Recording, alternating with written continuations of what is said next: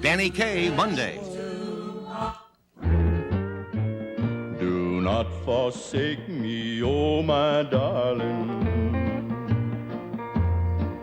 on this our wedding day. High noon in the Big Apple, and you're looking live at sold-out Giants Stadium in East Rutherford, New Jersey, where Danny White and the NFC's champion Dallas Cowboys hope to take Manhattan, the Bronx, and Staten Island by storm and shatter the Giants' dreams. But New York will counter with a savage defense, led by their strong rookie linebacker, Lawrence Taylor.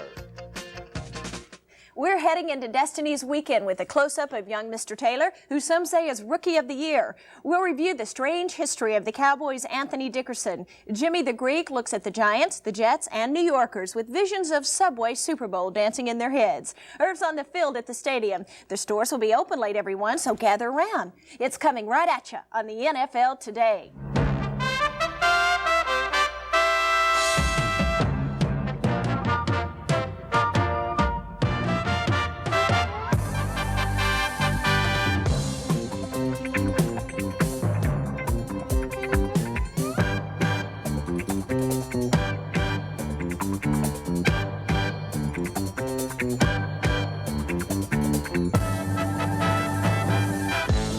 NFL Today is sponsored by the 1982 Volkswagens. Nothing else is a Volkswagen. And by True Value Hardware Stores. True Value, more than just a name. It's our way of doing business. And now, Brent Musburger. Good afternoon, everybody. Welcome to the NFL Today and the start of a marvelous showdown final weekend around the National Football League. And, of course, Phyllis, this begins our countdown to the Super Bowl in Pontiac. Well, let's remind everyone that Super Bowl's on January 24th at the Silverdome, Pontiac, Michigan, and cold and chilly Detroit, but we're expecting a hot game. If this weekend is any indication of the teams that will be playing there, just a bit of trivia. Monty Clark's birthday is on January 24th. What could be a more appropriate present than to wind up in the Super Bowl with the home field advantage? Now, immediately after the Dallas-New York Giant football game, we've got NCAA basketball featuring Georgetown against the University of Nevada, Las Vegas, and defending champ Indiana playing Kansas State. And, you know, there are the usual assortments of what-ifs scrambling the NFL playoff picture this weekend. Now, in the NFC, San Francisco, Dallas, and Philly are in. Now, tomorrow's winner of the Tampa Bay-Detroit game qualifies, and if the Giants beat the Cowboys today, they would make the playoffs if either the Packers lose to the Jets or the Eagles fall to the St. Louis Cardinals. Over in the AFC, Cincinnati, Miami, Buffalo, they've all made the playoffs. Now, the Jets will join them if they beat the Packers tomorrow, and Denver would complete the AFC playoff picture with a victory over Chicago in Soldiers Field. Now, earlier this week, a specter stretched across the NFL playoff picture. San Diego quarterback Dan Fouts refused to pay his union dues. When the NFL Management Council was told about that by Ed Garvey's Players Association, it threatened to suspend Fouts for Monday night's game against Oakland. A San Diego fan paid Fouts dues of $1,122, but both sides stood firm. Well, the Players Association believes that every player in the National Football League should pay his fair share of the costs of negotiating a collective bargaining agreement and the cost of administering it. After all the players get all the benefits, whether they belong or not. Well, I haven't paid dues for a couple of years now, and it's strange that this has happened at all. You know, my reaction was one of being stunned and then, of course, being outraged, especially at the timing of this. Well, we've never had a player refuse. We've sent notices to them and told them that it's time to pay your dues, and they've all done it. Dan Fouts was the first one who said he wouldn't. The club backed him up, and so it was really a test between the Management Labor Committee and Gene Klein. Since the fans stepped in and paid his dues for him, no one knows the outcome that would have occurred had he not paid, but our suspicion is that he would have paid before the game on Monday, or he wouldn't have played. I can tell you that my mind is concentrating on the Oakland Raiders and the job ahead of us there. And really, that's all I've been thinking about and all I'll continue to think about. As far as Dan Fouts, we think it's pretty much of a closed book at this point. And back to the ifs for the weekend. If Dallas wins today, and if San Francisco loses to New Orleans tomorrow, Dallas then would be the host for the NFC Championship game if both teams make it that far. Now, that is no small consideration for the Cowboys this weekend, who remember the treacherous turf of San Francisco's Candlestick Park. So does Atlanta's William Andrews, who didn't make the cut, and the Falcons fell 17-14. Rob Carpenter slipped, and so did the Giants, 17-10. But don't both teams play on the same field? Playing on a field like that, you have to just go out there and run. When Dallas last visited Candlestick, Danny White found heavy going, and the 49ers sank the Cowboys. And Tony Dorsett had a miserable day. If you bring Tony Dorsett in here, it's going to hurt him bad. Well, what about the Cowboys' motivation today? Irv Cross is standing out there shivering in the Meadowlands where it is extremely cold today. And Irv, I understand you've got Pat Donovan of the Dallas Cowboys with you.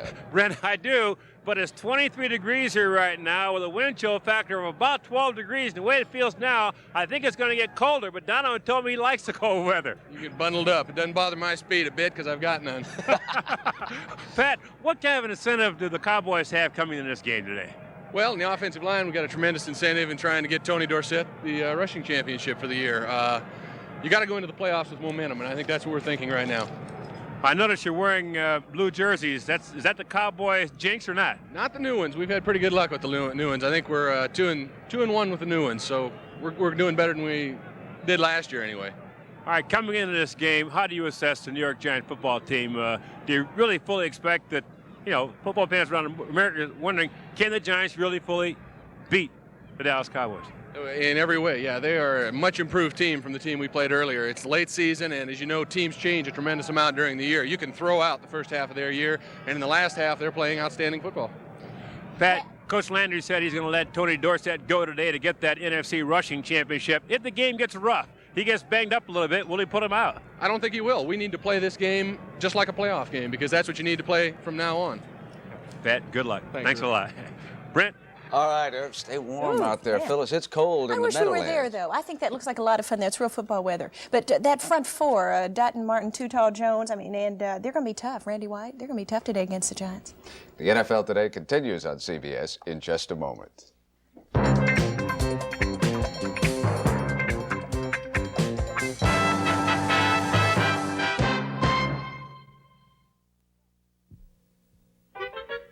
Now you can ring up terrific savings on the best mileage car in America. Make a deal on an 81 Diesel Rabbit, and Volkswagen of America will send you a check for $525. Or on the best mileage truck, the 81 Diesel Pickup, and you'll get a check for $645. That way you get the diesel engine option at no extra cost. Where do you go for these savings? To your Volkswagen dealer, now through December 31st. For a unique holiday gift you can give to anyone or everyone, get the Polonex Dial Massage Shower Head for just $9.99 as True Value Hardware Store's December Hardware Value of the Month. It makes showers exhilarating because it dials any of 4 water actions: fine spray, coarse spray, wide angle, or pulsating massage. And at $9.99 while supplies last, you can afford to get a Polonex Dial Massage for yourself. From True Value Hardware Stores and home centers displaying this banner. Give that man. Well, I wasn't around when they made the original, but as long as I've been drinking Pabst, it's been the same beer, the same original taste to me. They put their pride in it. Anybody that can make a beer like that, they have to have pride. They know how to make beer. It holds true with anything. The longer you do something, the more you do it, the better you get at it.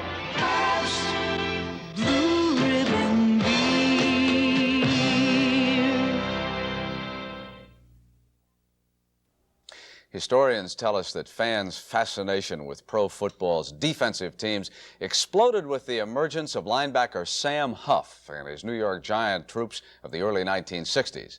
And today, you are going to see Giant linebacker Lawrence Taylor pillaging the Cowboys, and as Irv tells us, making history of his own. Football fans throughout the years have always rallied around one man, the linebacker, the enforcer. In Chicago, the Bears' Dick Butkus, the monster of the Midway, lives by one motto: might makes right. Ray Nitschke, the iron fist of the Green Bay Packers, led them in a triumphant march of world championships. Jack Lambert was the heavy metal in the steel curtain of Pittsburgh. All three men personified the heart and soul of their team, echoed by the support of their fans. But here in the Meadowlands, there hasn't been much to cheer about. But with the emergence of a new star who plays with the intensity of the legends of yesteryear, the Giants are playoff contenders for the first time in over a decade. He's a force of one. His name, Lawrence Taylor. I went to the movies and saw Superman 1, and I went to the movies and I saw Superman 2. But then I said to myself, I said, now I'm playing with Superman 3, and that's Lawrence Taylor. I really don't think he knows just how good he is right now. We see it. He's very aggressive, very smart, tough, super athlete. He's meant an awful lot to our football team. He's had a great impact on our football team. And, you know, I've already made the statement, I'll make it again, that he's the best young player that I've ever seen at any position as a rookie. I love to be an intimidator. They tend to look over at me, and I'll be smiling at them or wink at them. I get myself instantly psyched up. I'm ready to go. Anybody get in my way, I'm going to try to run over them and get around the best way I can. But if I do spring loose and I see the quarterback, it's like a smile inside myself, you know. I say, hey, I got him, I got him. To me, that's like, you know, I like sweet potato pie. That's like having, you know, the sack's like having a big slice of sweet potato pie. And when you score a touchdown off it, it's like having an Allen mode, you know. Everybody's elated over a big play like that. One day, maybe, you know, 5, 6, 7, 8 years from now, possibly I could be the best linebacker in the NFL. He's ferocious, man.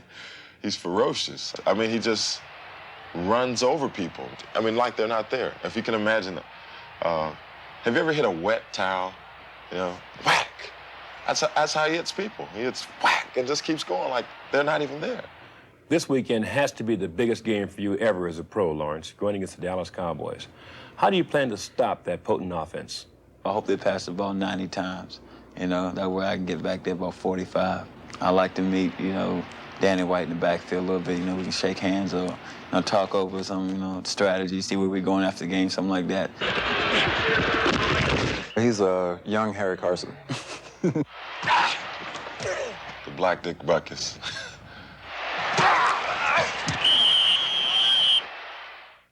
Along with Superman 3, they are also calling him Godzilla out there at Giant practices these days. But you know, you will not find a tougher matchup in the NFL than the one between Ed Kroke and George Huddleston.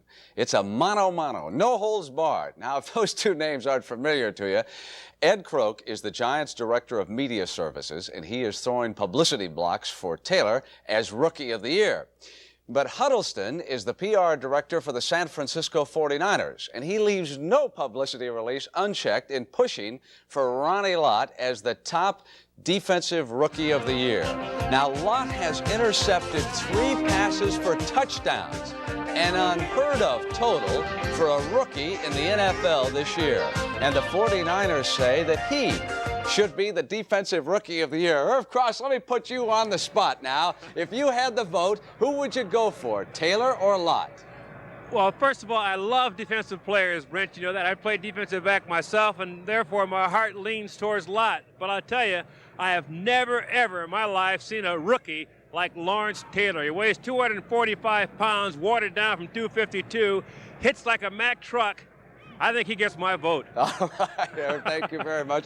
And somewhere Hugh Green and George Rogers are saying, hey, guys, what about us? And the NFL Today continues on CBS in just a moment.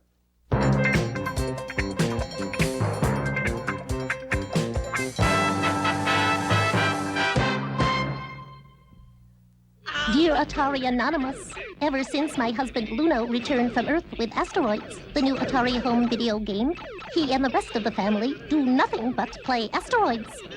Luno says Asteroids is good practice for his interplanetary flights. Bitty bitty, bitty bitty. Tell me, dear Atari Anonymous, with everybody hooked on Asteroids, what on earth is a poor Martian mother to do? The new Asteroids home video game, only from Atari. Wang announces the most important step in managing information since the computer, WangNet. WangNet is the electronic connection that gives anyone in your office any kind of information they need instantly by linking together every conceivable kind of office equipment, no matter who makes it.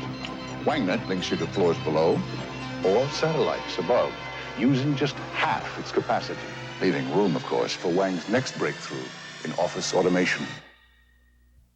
Look at me. Do you like what you see? Good, because it's not me. It's a recording of me on new Memorex videotape. This remarkable tape has been recorded and re-recorded 100 times, but I bet you still couldn't tell if it was Memorex or me, which really isn't me. It's Memorex. New Memorex videotape. Even after 100 recordings, you'll wonder, is it live or is it Memorex? Tom Landry says he's surprised the Dallas Cowboys have done so well this season. He gives much of the credit to an improved defense, and part of that story is the flowering of a player whose bright future recalls some Cowboy disappointments of the past.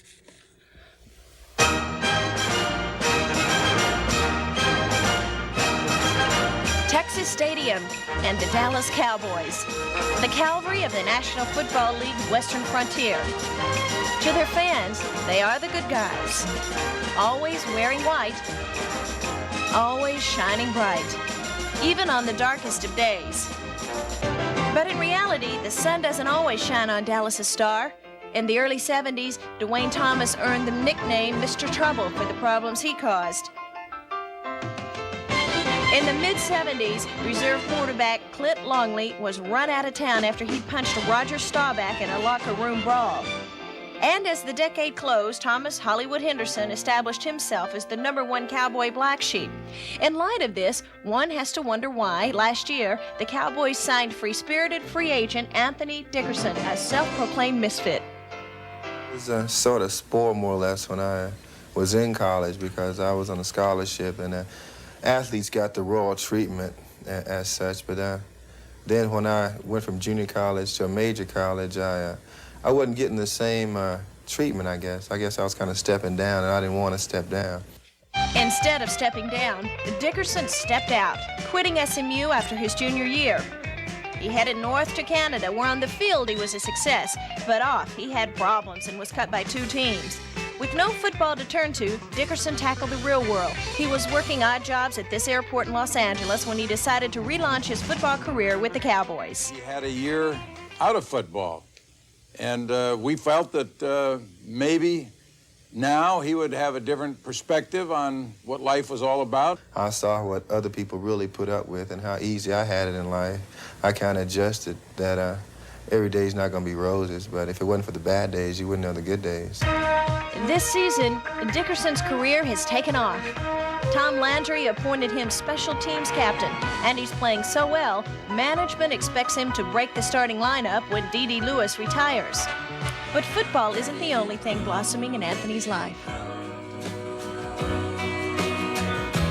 Let it blossom, let it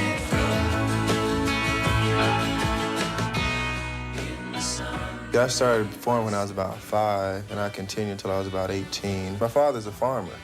And I kind of wanted to carry on tradition, but there's really no land anymore hardly for outside farming, so I just went indoors. I enjoy this like I enjoy football. That's about all I think about, my enjoyment, how I'm enjoying my life and how I'm spending my time. Hey, this is a corn plant. It's pretty much from South America. It's if you notice, it's the same as a corn plant, a vegetable that has food, except this one doesn't grow any fruit.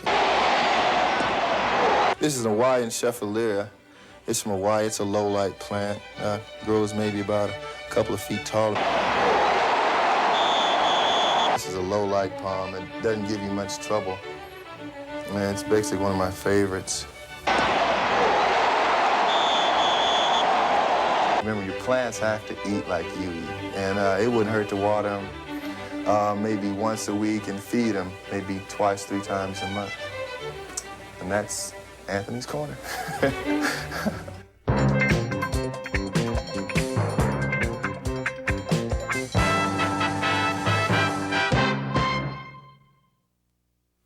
This Christmas, I'm giving my wife something special. Warren Beatty. Am I crazy? Nah, This is an RCA video disc. I put it in an RCA video disc player, and I can give my wife her favorite movie. Or my kids, the Muppets. Or me, Rocky, James Bond, Airplane, Ali, or 100 more. Starting as low as $15. And the player costs less than $500. And next Christmas, I can ask for Chinatown, Raging Bull. Bring the magic home on RCA. This diesel engine is what makes the Volkswagen Rabbit and Pickup the best mileage 81 car and truck in America. Right now, make your best deal on either one. And Volkswagen of America will mail you a check for the suggested retail price of the diesel engine option. What that really means is you get a diesel at no extra cost. So you can save hundreds of dollars now and hundreds of dollars a year on fuel down the road if you get to your Volkswagen dealer by December 31st. I've got $100,000 in this rig, and I protect my investment with Kendall Motor Oil. So when my son asks, this isn't a big rig like Dad's, but it's a big investment for me. So I took Dad's advice and protect my investment with Kendall's Superb 100 gas-saving motor oil. Its special friction fighters keep my car running smooth and help save gas. You don't have to have a lifetime of experience to have confidence in Kendall. Just a smart dad. Protect your investment with Kendall Confidence. Jimmy the Greek is sponsored by Dutch Masters. There really are masters at Dutch Masters.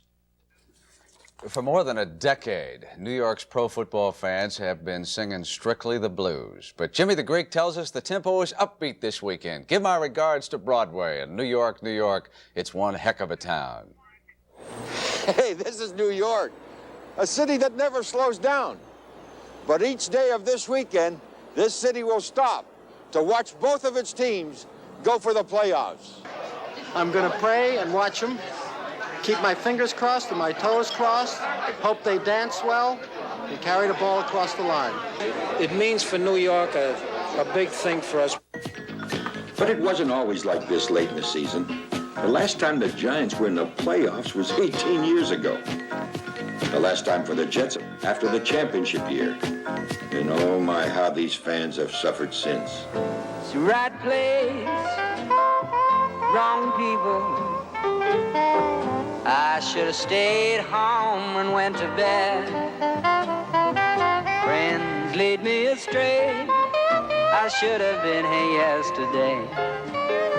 New York, gotta know about you. We've been waiting for a long time, and they're going to do it. I've been rooting from the Giants from the day that they were formed. A lot of years, and we finally come. Now we got it. They got a pass rush. They got a team now. Well, let's hope the Jets win it, and maybe if they slide in, we got a nice little thing going for New York. The 8-7 Giant Fortunes took off when they came back to beat Philadelphia last month 20-10.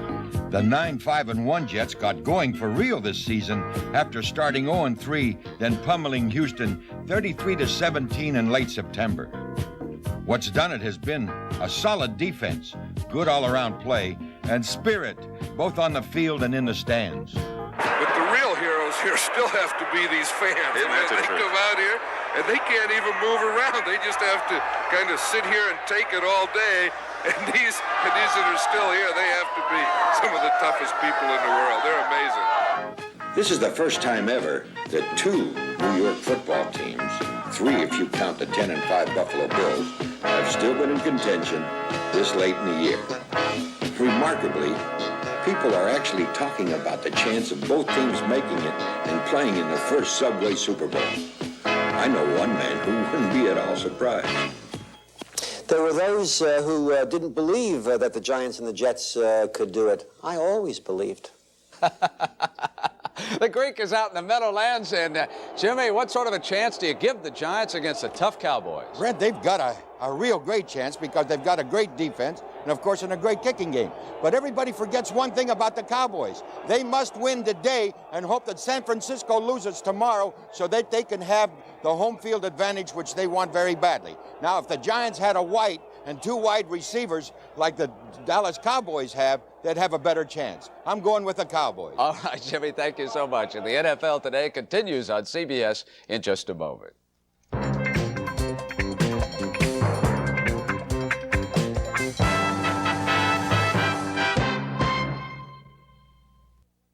Today, when many makers are taking quality out of their cigars, Dutch Masters is putting more in.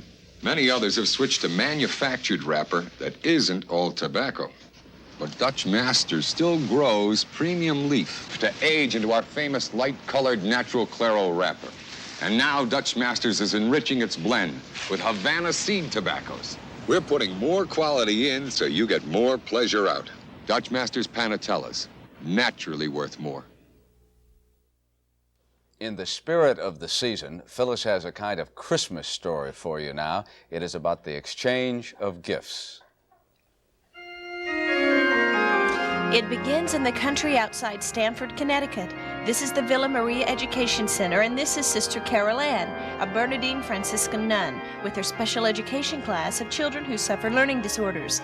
Class treasures include a New York Giant hat, a football autographed by the Giants, even a Giant locket. Giant coach Ray Perkins is impressed by the sister's work, so much so he's designated her honorary assistant coach, and she uses football as a teaching tool. When they learn about verbs, we put up the one the football player ran. Then later on they learn about adverbs, and the football player ran swiftly, and that's their clue word for adverbs. The football player ran swiftly down the field goes up after we learn about prepositions, and then he scored a touchdown gets up there after we learn about pronouns.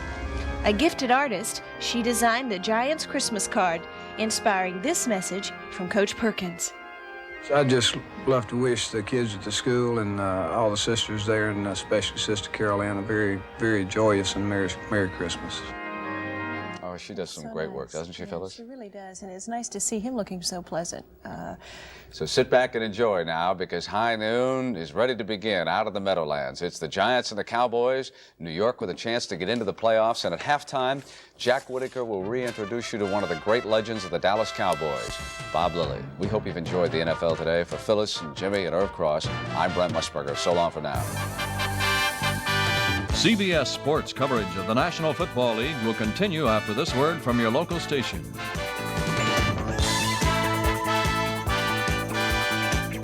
Bill. What? That's my name. Abandoned and institutionalized for 46 years, Bill was thrust back into a world that didn't care until he met a very special person. He just needs somebody to just reach out and help him. This is the inspiring story of a remarkable friendship and how it changed Bill's life. Mickey Rooney stars in what may be the most powerful performance of his career. Bill, a dramatic holiday special, Tuesday at 9, 8 Central and Mountain. That was pretty good. This is CBS.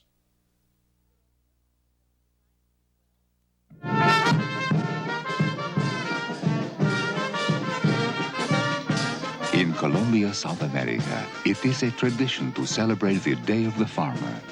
To celebrate for men like Juan Valdez, who for centuries have gone to the fields to pick by hand only the coffee beans that are ready, because it is their dedication to the heritage of Colombian coffee that makes it the richest coffee in the world. And that is worth celebrating.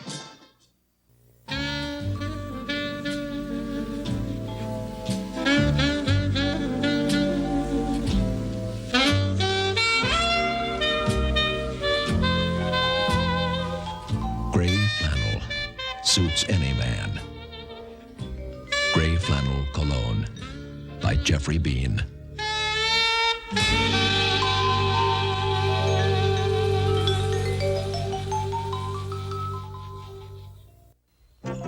Two Guys is saying goodbye forever to 17 stores in New Jersey and Long Island. Now you can save 40 to 60% and more on everything in 17 stores. That's right, savings of 40 to 60% and more on everything. Two Guys has emptied their stock rooms and storage areas, and millions of dollars worth of merchandise still remains that must be sold. First come, first serve. Hurry in today to Two Guys' amazing goodbye sale going on right now at 17 stores, and save 40 to 60% on everything. Union, Lodi, North Bergen, Kearney, Toms River, and Jersey City are not included in this sale. The Warner Wolf Show, Tuesday at 7:30. 1963. Remember Y.A. Tittle, the quarterback of the Eastern Conference champion New York Giants, throwing to the likes of number 80, Joe Walton. These were the Giants of Tittle and Huff, of Robustelli, Gifford, Webster. Number 85, Del Schaffner, and yes, of Summerall. They had made it to the NFL championship game 6 times in the 8 years between 1956 and 63. But it's been 18 years since their last postseason game. Today, led by rookie sensation Lawrence Taylor, the Giants come to the final game of the season with playoffs still a possibility. They stayed alive last week in St. Louis as Taylor hounded Cardinal quarterback Neil Lomax. Watch the right of the screen as number 56 causes the first quarter fumble that started the Giants toward a 20-10 victory. This afternoon, they need another victory. This time against the mighty Dallas Cowboys.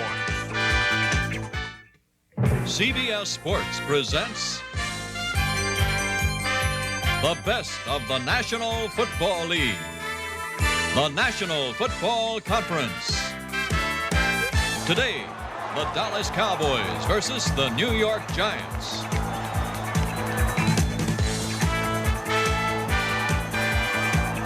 You're looking at one of the great football arenas in this country, Giant Stadium in East Rutherford, New Jersey on a cold, windy, blustery afternoon. The house is sold out, but really there's no need to tell you that because it always is. Good afternoon. I'm Pat Summerall, and for the first time, I guess, in the history since there have been Giants and Jets, tomorrow Giant fans will be rooting for the Jets. That is, indeed, if they beat the Dallas Cowboys this afternoon and keep their playoff hopes alive. Then the Jets must beat the Packers, or St. Louis must beat the Philadelphia Eagles to get the Giants into the playoffs. And believe me, there's been a lot of talk about that this week around this great city. Working with me, of course, is the former Super Bowl champion coach of the Oakland Raiders, John Madden. The Dallas Cowboys come into this game having a slight chance of having the home field advantage in their battle against San Francisco. They must win today and hope that San Francisco loses to New Orleans tomorrow.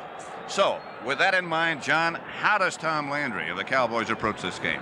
I know exactly how he does it. Tom Landry tells the Cowboys, look, there's only one way to play this game, that's give everything you have, play all out on every play. You know, good teams, and the Cowboys are a good team, they don't need a reason to win. They always play as well as they can, and I'm sure they'll do that today. So if the Giants win, they're going to earn it. There'll be no gifts today, Pat. As I mentioned just a minute ago, John, it's a cold and windy day. Temperature just moments ago was 23 degrees, and they're talking about winds later on in the afternoon of up to 25 miles an hour. The Giants will kick off. Dallas will receive. James Jones back deep. The Giants won the toss, John, and chose to kick off. And so they feel at least that that wind will definitely be a factor. You know, 2 weeks ago, the same thing happened in the Ram game. The Rams kicked off. In the direction of Jones at the 9. Jones stays on his feet out to the 25 of the Giants special teams who were introduced at the start of this game, and they're led by the sensational rookie Lawrence Taylor, first to make the hit. Here is the Dallas Cowboys offensive backs and receivers. Andy White, the quarterback, Dorsett and Ron Springs, the runners, Tony Hill and Drew Pearson, the wide receivers, the offensive line, Dupree, the tight end, and the rest of those familiar names, Donovan, Scott, Rafferty, Peterson, and Jim Cooper. It'll be 1st and 10 Dallas at their own 26 against a very tough defense. 2 tight ends, Cosby on the right, Dupree on the left. Dorsett shooting for the NFL's rushing title to get the first shot. About a yard. Bill Neal, the first man to make the hit on Dorsett. Neal, just named to the NFL's all-rookie team. Here's the defense. Martin, Neal, and Jeter. The linebackers, 2 of them in the Pro Bowl. Hunt, Kelly, Carson, and Taylor. Taylor and Carson in the Pro Bowl. The secondary, Haynes, Jackson, Courier, and Beasley Reese. 2nd and 10, no gain for Dorsett. Brian Kelly a little slow getting up after the last play. This is Tony Hill out wide to the right, Drew Pearson to the left. Salvi lined up as the flanker on the left side. It's Dorsett again. Dorsett hit by Bill Courier, no gain. Maybe a yard.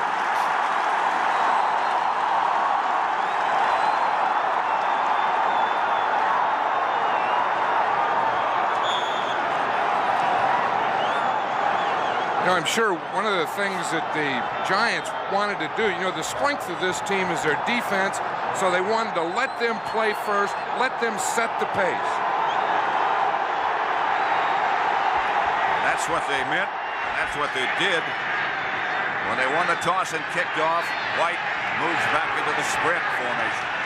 Woods Johnson joins the other two regular wide receivers. White will throw. George Martin putting the pressure on, and White goes down back at the 10.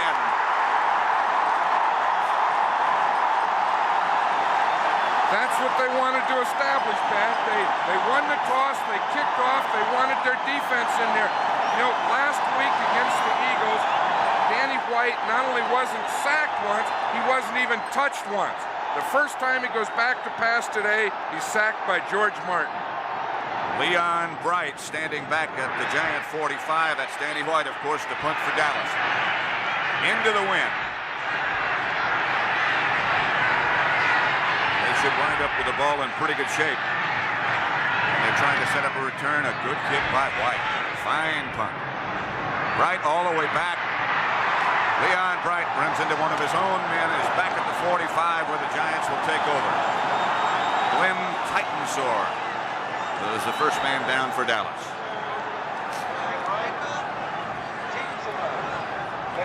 Let's look at the Giants' offensive backs and receivers. Brunner, the quarterback, Rob Carpenter and Leon Perry, the two big backs.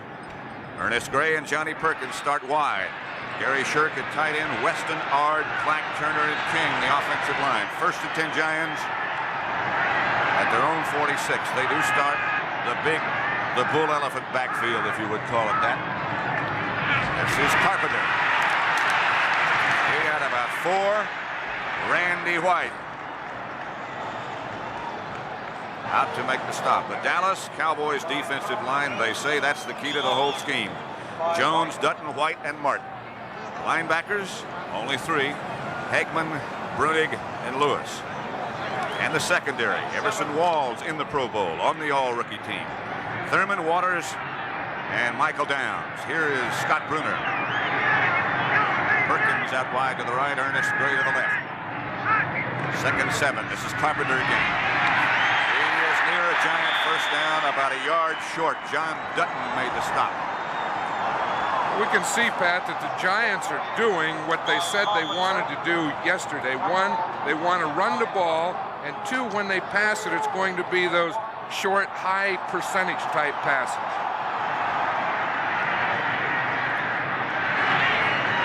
They need about a foot to make the first down of the game. 3 tight ends for the Giants. Carpenter. To the 41.5-yard line. Dennis Thurman made the stop. Carpenter way over the top. Everybody in the stands except John Madden all bundled up, trying to protect themselves from the cold. Everyone in the stands knows better. John Madden doesn't know any better, Pat. First down Giants at the Dallas 42. No score. Opening drive for New York. Dallas had it one time and had a punt. Dave Young flanked wide to the right. And the 2 so-called wide receivers both split to the left. Dallas goes into their flex defense. Brunner will throw. Does. Has Young. He hangs on. First down Giants at the Dallas 26. Charlie Waters on him. That's the thing that they want to do. When they go to that formation, they have big David Young, you see, spread out here. Now Charlie Waters, the strong safety, has to go out and cover him, so they want to be able to get that big target in there on a slant. He's 6'6", 242 pounds. And coming on strong. Early in the year, he had some problems with his feet and also with his hands, dropping the football. But now things look better. They're using him more and more. First down, Carpenter. Carpenter gets maybe a yard. Thrown back by Michael Downs, among others. And Mike Hegman there. That was an interesting thing, and this is what Ray Perkins is talking. Look at Joe Danella there. He has a pair of sweatpants on over his regular pants. He has to keep those legs warm, I guess. Huh? Wear him down over his feet. He has something on his feet, too, and his hands. They may have to call a timeout to get him in the game. Get him undressed. Back to to Perry this time. Leon bounces off a couple of tackles. Gets a few yards before John Dutton leads the Dallas defense to cut him off at the pass. I think there's something interesting here. That the Giants, by putting their tight end, spreading him out, they don't have a strong side or a tight end side. They have two weak sides, and they're trying to run away from D.D. Lewis, who usually plays weak side.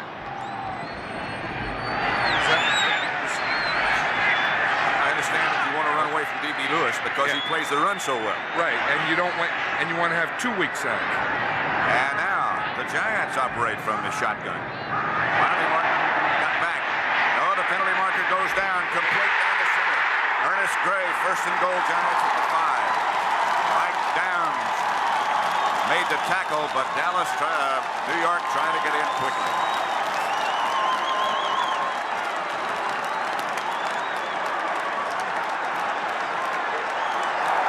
Offside. Defense. Decline.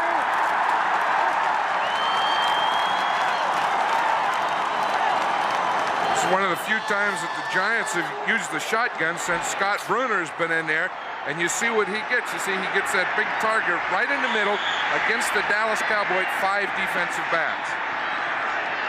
First and goal from the 6. No score yet. This is Perry. Waters makes an outstanding play, spins out of a block and takes him down. You know, I was talking about that 2 weak sides, and then the weak side that they'll usually want to run to is the Giant right side, which they've been doing. The Giants have not been a good first quarter team. You can see the difference. In fact, the Giants have scored only 2 touchdowns in the first quarter all year long. One of them last week. Gray and Perkins both left. Second. This is Carpenter. He gets down inside the 5, about the 4.5 perhaps. Randy White made the stop, and it'll be third down.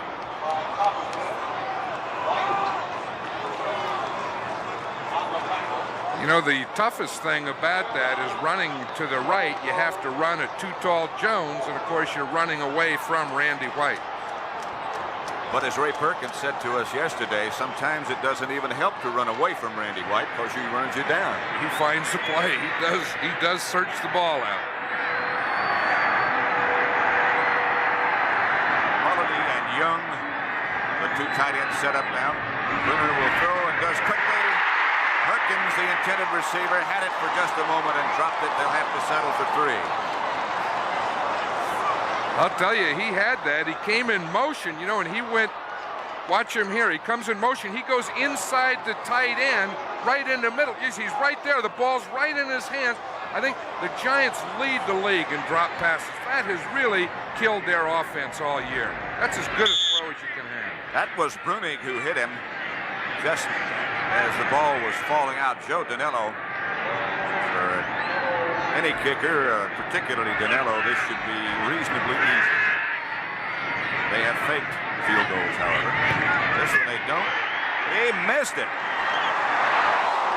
Remind me not to say that again. Oh, I know it. That one, he didn't get it up in the air at all. You know, when a soccer-style kicker has to kick from the right hash mark, that's the toughest thing that you have to do. Because, see, he has to bring it in a little. See, he has to bring it in, hook it a little, and he overcompensated, and that was line drive right outside the left upright. Sometimes, in that case, the closer you get, the more difficult it is from an angle for a kicker like that. Introducing another engineering wonder, the new 1982 Honda Accord. It handles better, and to use less energy, we've increased the gas mileage. We've improved the aerodynamics and made it quieter inside. We've also made it roomier. Any wonder the new Accord is so well engineered? After all, it's a Honda. Honda, we make it simple. I didn't use my antiperspirant before court this morning. I thought she would... was gonna buy it. But even after my second day before a grumpy jury, I still felt dry. Thanks to Sure. Look, Even after 48 hours, 70% of Sure's protection is still helping to keep you dry. You know, if Sure can keep me this dry on a day I can't use it, imagine how sure I feel when I always use it. Sure, an extra day of dryness, just to be sure. Watch Danello's head come up quickly. Bruner's got the ball down, spins it. That's one thing, and then of course the soccer-style kicker is almost stepping away from the target when he's that close. Well, he has to go into it, then bring it back out. So it'll be a first down, Cowboys at their own 20. The Giants an impressive drive, but they come away empty-handed. White, Dorsett. And Dorsett skids outside the 25 to about the 26. Beasley Reese stopped it. Look at that year that Tony Dorsett is having. 1,607 yards. He's a leading rusher in the league. He can even take a play like that, a broken play, and make 7 yards on it. He really sees a lot, doesn't he? Well, you know, that's the thing that he does. He always has his shoulders square to the line of scrimmage and his head up, and he can see everything. He got 7. Second and 3 from the 27. 6:40 left in the first period at Giant Stadium. No score. Salvi in motion. Dorsett again. Chased by Martin. He beat him. Down by Byron Hunt. He didn't see him. You know, Byron Hunt has really played well these last few weeks. You know, Brad Van Pelt is out. Byron Hunt is a rookie free agent, but watch the way that he plays here on Billy Joe Dupree. See, he gets his hands on him, plays him off, and then right down the line of scrimmage. But the thing that helped that was the outside corner support.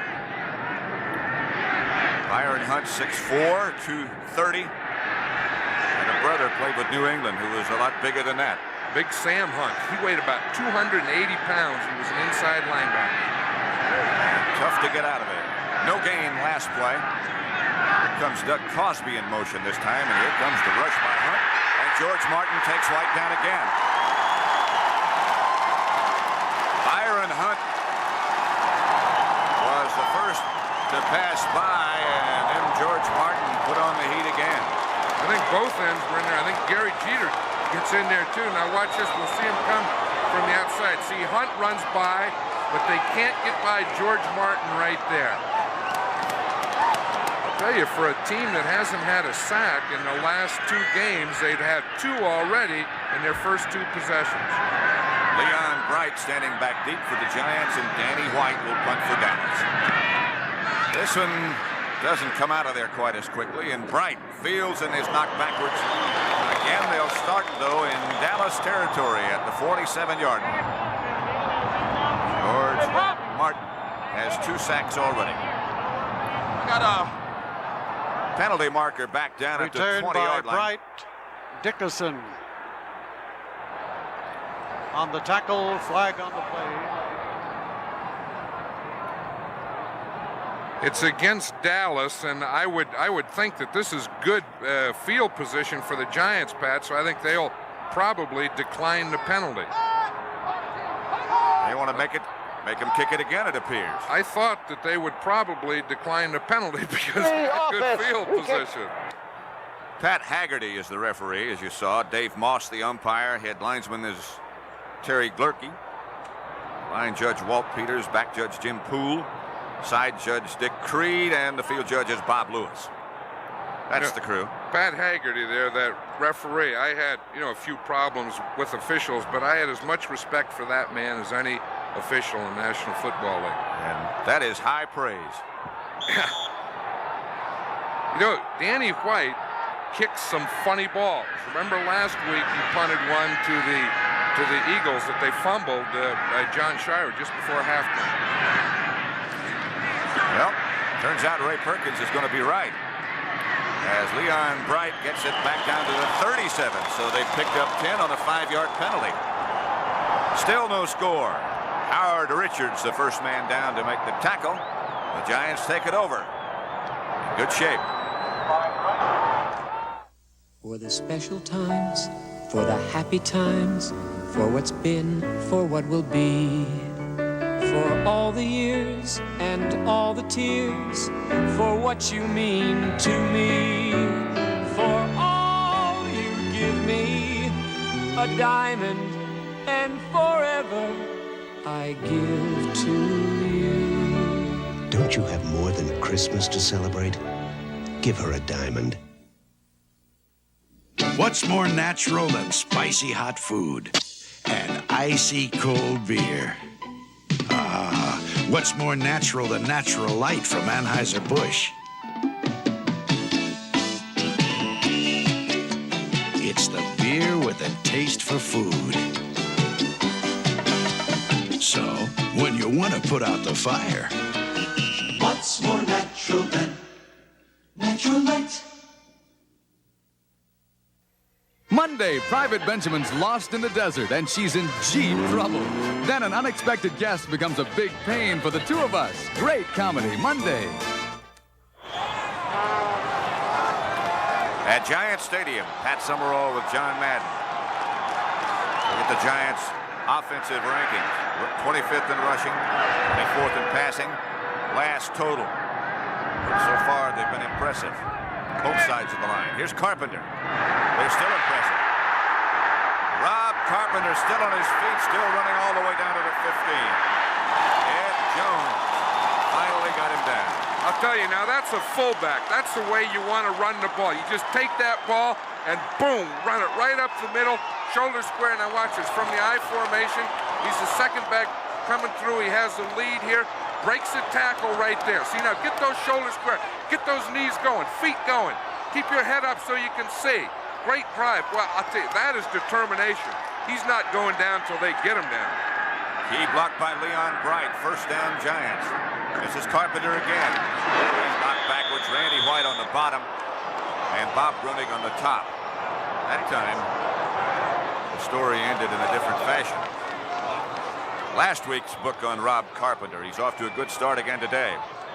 Yeah, he had those 117 yards last week. Plus, since he's been traded to the Giants from the Oilers, he's had 4 100-yard games. 6'1" and 230. Built like a fullback. He got a yard. Brunner drops, looks. Can't find anybody and finds the 10-yard line on the artificial surface. Nothing doing. Harvey Martin puts some heat on Brunner. And that's the reason that Scott Brunner couldn't throw that ball. Harvey Martin was right at his feet and he couldn't step up and throw the ball.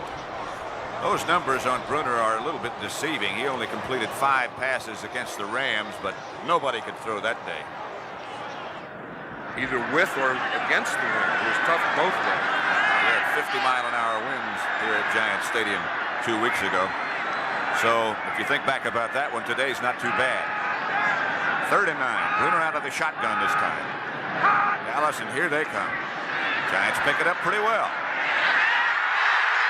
Deflected, intended for Ernest Gray.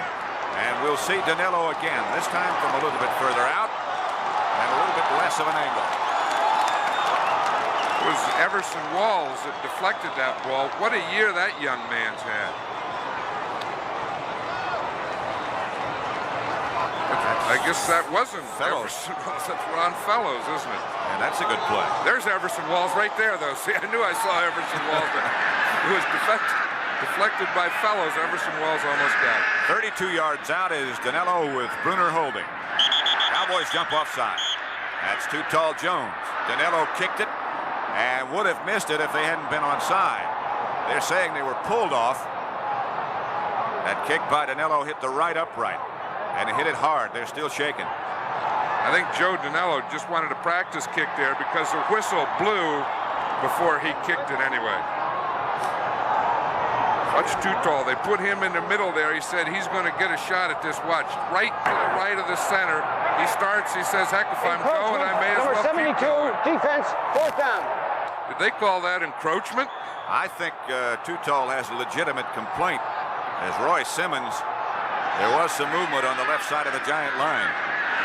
But it's 4th down Giants. And now Danilo from 28 yards out. No good again.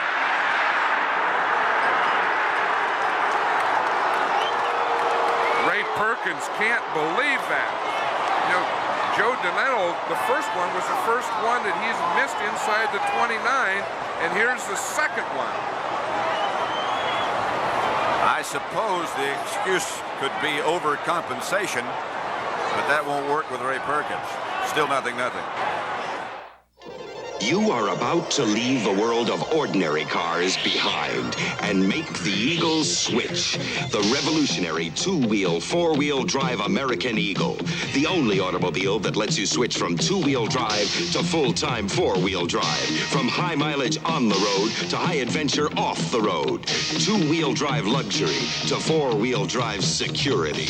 American Eagle. Now up to $1,000 rebates on selected new Eagles direct from American Motors. Look at him. A man who plays his game that seriously needs a place like the Sands Hotel and Casino in Atlantic City. The Sands gives him the treatment he deserves, the personal attention he really appreciates. Oh, good evening, Mr. D. Enjoy your dinner. Uh-huh. The Sands treats him right, so he can just enjoy himself. And that's a wonderful feeling. You'll love how it feels. Watch middleweight boxer Steve Michelera and Irish Teddy Man battle it out. Tuesday, December 22nd at the Sands Theater. Still 0-0 between the Giants and the Cowboys. Watch it here. He just steps in here and he just pushes it to the right. What? See, he doesn't bring it in. He just hits it and pushes it right outside that right upright.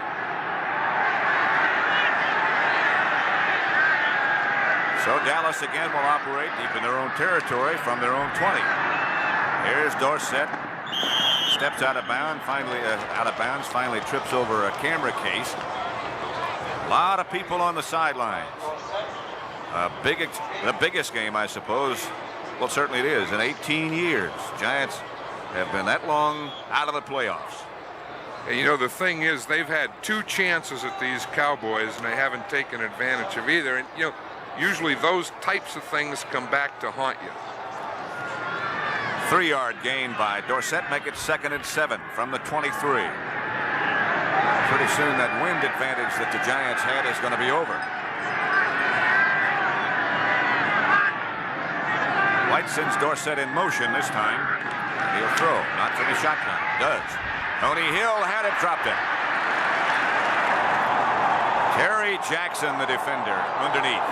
Number 24. Now, there's a lot of talk here about Mark Haynes, but Terry Jackson has really played very well at the end of this season. Now watch, it's just a hook pattern, and it just, you know, he didn't get his hands out in front enough. He had his hands in too close, and when he was catching the ball, it hit his shoulder pads. He might have jumped when he didn't have to jump, too. I don't know why players do that. You know, that was one thing I could never understand. Why do you jump when the ball's thrown at your waist? White moves back in the spread. James Jones back with Ron Springs in the backfield. And those 3 wide receivers blitzed by the Giants. Taylor. White has time, has Springs, and Dallas will have their first down of the day. It almost cost Springs his head. Jackson and Courier spun him around. That's the thing about the Dallas Cowboys. You know, in last week against the Eagles, they did it so well, is spread the ball around. You know, they'll throw it to a Tony Hill, to a Drew Pearson, to a Butch Johnson, to any one of 3 tight ends, to the backs. They really do spread the ball as well as anyone. You saw the time remaining in the first quarter, still no score. Dallas with a little breathing room now outside the 30. 1st and 10. Dorsett, as you know, trying to get that rushing leadership. Lost a few. Bill Courier, the safety man, came up to make the force. Got some help from Haynes. You know, it's interesting that the Cowboys running have been working the right side. They've been trying to work on Byron Hunt, and it really hasn't worked yet. You know, I think they know Lawrence Taylor is over on that other side, and you know he's been so strong and so forceful that they want to stay away from him. But Byron Hunt's doing it on this side. And George Martin has been outstanding for the last couple of weeks over there next to Hunt. That's what the Cardinals tried to do, work on that spot. Here's a draw play, Springs. Springs breaks out. Springs will have another Dallas first down. He hurdles over a tackler. Lucky he didn't get hurt. That was a delay or a draw play, Pat, and the thing that they did, we're talking about George Martin. They caught George Martin thinking pass. And if we can see it again over here on the right of the screen, they fake a pass. George Martin runs up the field, and that opens a hole to get Ron Springs through. There's a nose tackle, Bill Neal. Look what he has to go through. But that hole was so wide, you see, had Martin been in there and closed it, he could have made a play. We come back with Dorsett straight ahead at Neal this time, and he is equal to the occasion. Randy White over on the sideline. Interesting things that Ray Perkins had to say about him. How do you defense, or how do you run against Randy White? What do you do? And he said, I don't know what you do, because every time I've seen him, no matter how you approach it, he's been very, very good. He said you run at him, he stops it. You run away from him, he runs over and gets you. Dorsett got 3, make it 2nd and 7 out at the 46. Cowboys trying to put something together now with no score and 35 seconds left in the first quarter. Salvi in motion. White with time. Throws behind Salvi, and a penalty marker goes down. Way on.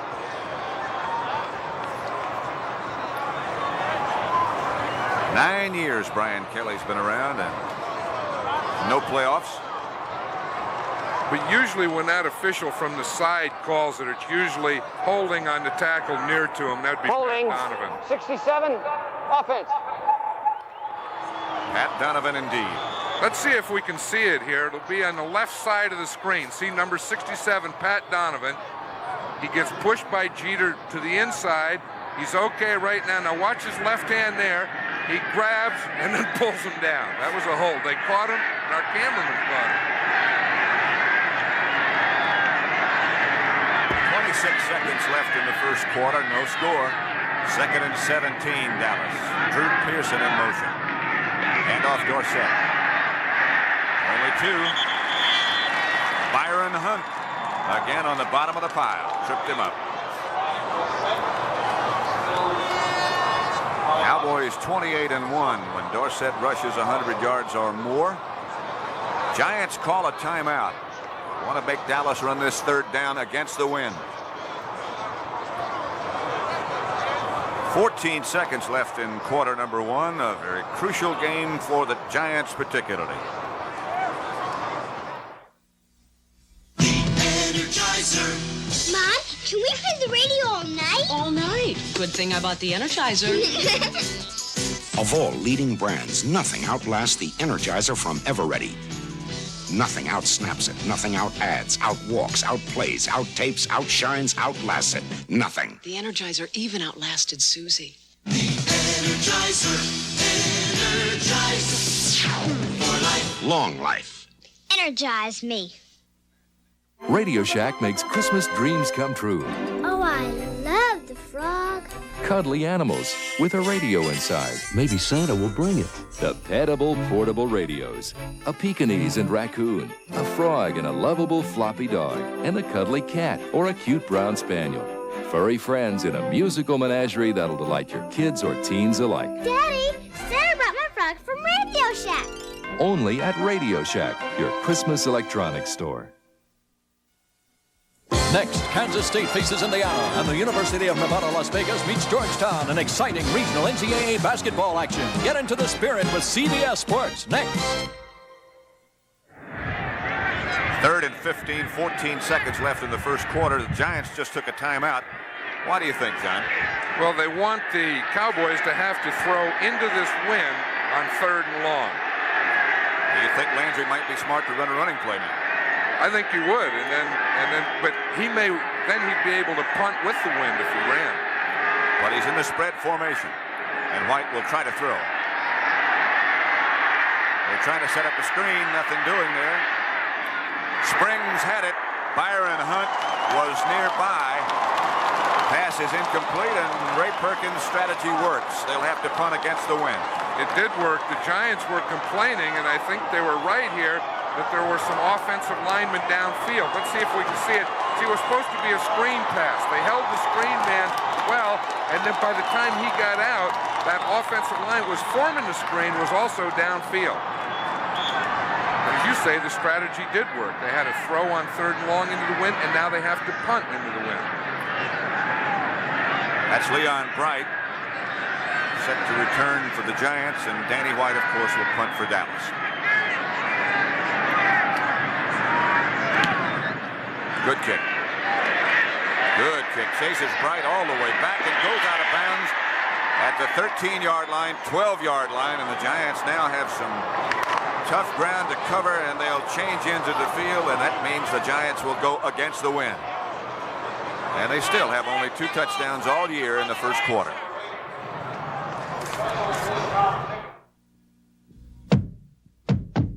The sound of a car door shutting tells you something about the car. From these sounds, you might picture a large, solidly built limousine, perhaps a European model or an expensive American make. If you did, you're in for a pleasant surprise. Introducing the new Honda Accord 4-door sedan. It's not often you're impressed by the noise a car makes. Honda, we make it simple. There's a hungry kind of feeling, and every day it grows. You know there's so much more to you than anybody knows. Specialist Kevin Crowley is working with tomorrow's technology in the Army's newest tank. Be all that you can be. The laser determines target range and feeds it to the computer. Be all that you can be. It's just incredible. 'Cause we need you in the Army. What's more natural than pasta and beer? Ah, what's more natural than natural light from Anheuser-Busch? The beer with a taste for food. It's natural and it's light. So when you want to leave room for more, What's more natural than natural light?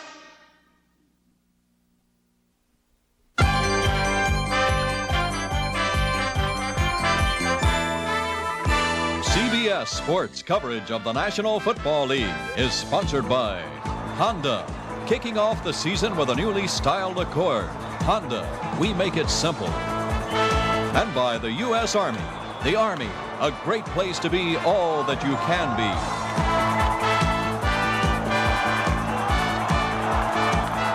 Pat Summerall with John Madden. We're looking at the first play of quarter number 2. The Giants with the ball. Rob Carpenter, the ball carrier, tripped up by Everson Walls.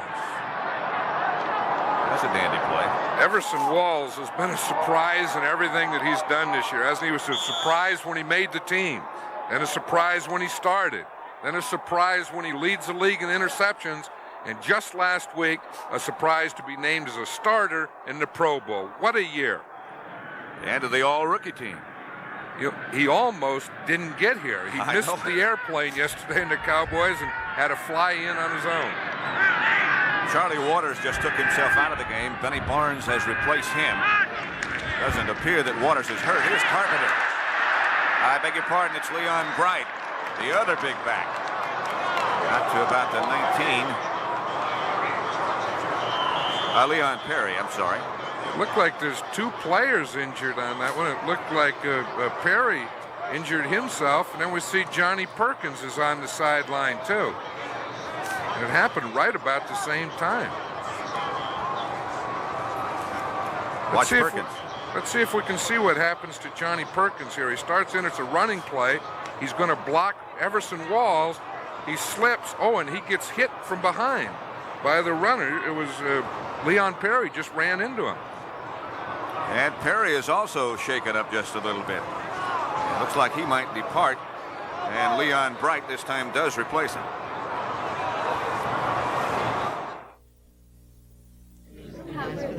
Now you can shop for phone styles the way you shop for other styles, which makes sense, really, when you consider how many different styles and colors of phones there are today, and how the phone has become a decorating accessory. You just go to any one of our Phone Mart stores, pick out the phones you want, then simply take them home and plug them in. G. No, GTE. The engineers of Mercedes-Benz have created an advanced diesel power system. Its heart, this compact turbocharger. And this system has just transformed 2 more diesels into high-performance turbo diesels. Mercedes-Benz unleashes the 300D sedan and the 300 CD Coupe. Now with 45% more power. The 300D sedan and the 300 CD Coupe. The 2 newest turbo diesels from Mercedes-Benz. Christmas Day, it's the Blue Gray Classic, a top showcase for college seniors. And the LA Lakers take aim at the Phoenix Suns in NBA action. Join in the Christmas spirit here on CBS Sports. Johnny Perkins, who had a big day against Dallas down at Texas Stadium, being helped off the field right now. He got hit from behind, and his leg was buckled under him. And we'll see it again here, Pat. He gets hit by his own man. It's Leon Perry here who's running with the ball. And Johnny Perkins is out in front to block. You see right there, and Perry gets him right from the back, and that's how he injured his knee. And Perry had to leave the game, too. Here it is again. See, Perry's coming in. He's bringing Everson Walls in. He starts to block there, and just as he makes the block on Everson Walls, Leon Perry runs into him, or is knocked into him. 3rd down, 2 at the 20 for the Giants. Andy Pittman, Ernest Gray, and John Mistler. Now the receiving core. Bruner out of the spread. Penalty markers go down. The Dallas defenders pointing in the direction, saying they were pulled offsides, and if that's the case, there were a lot of them offsides.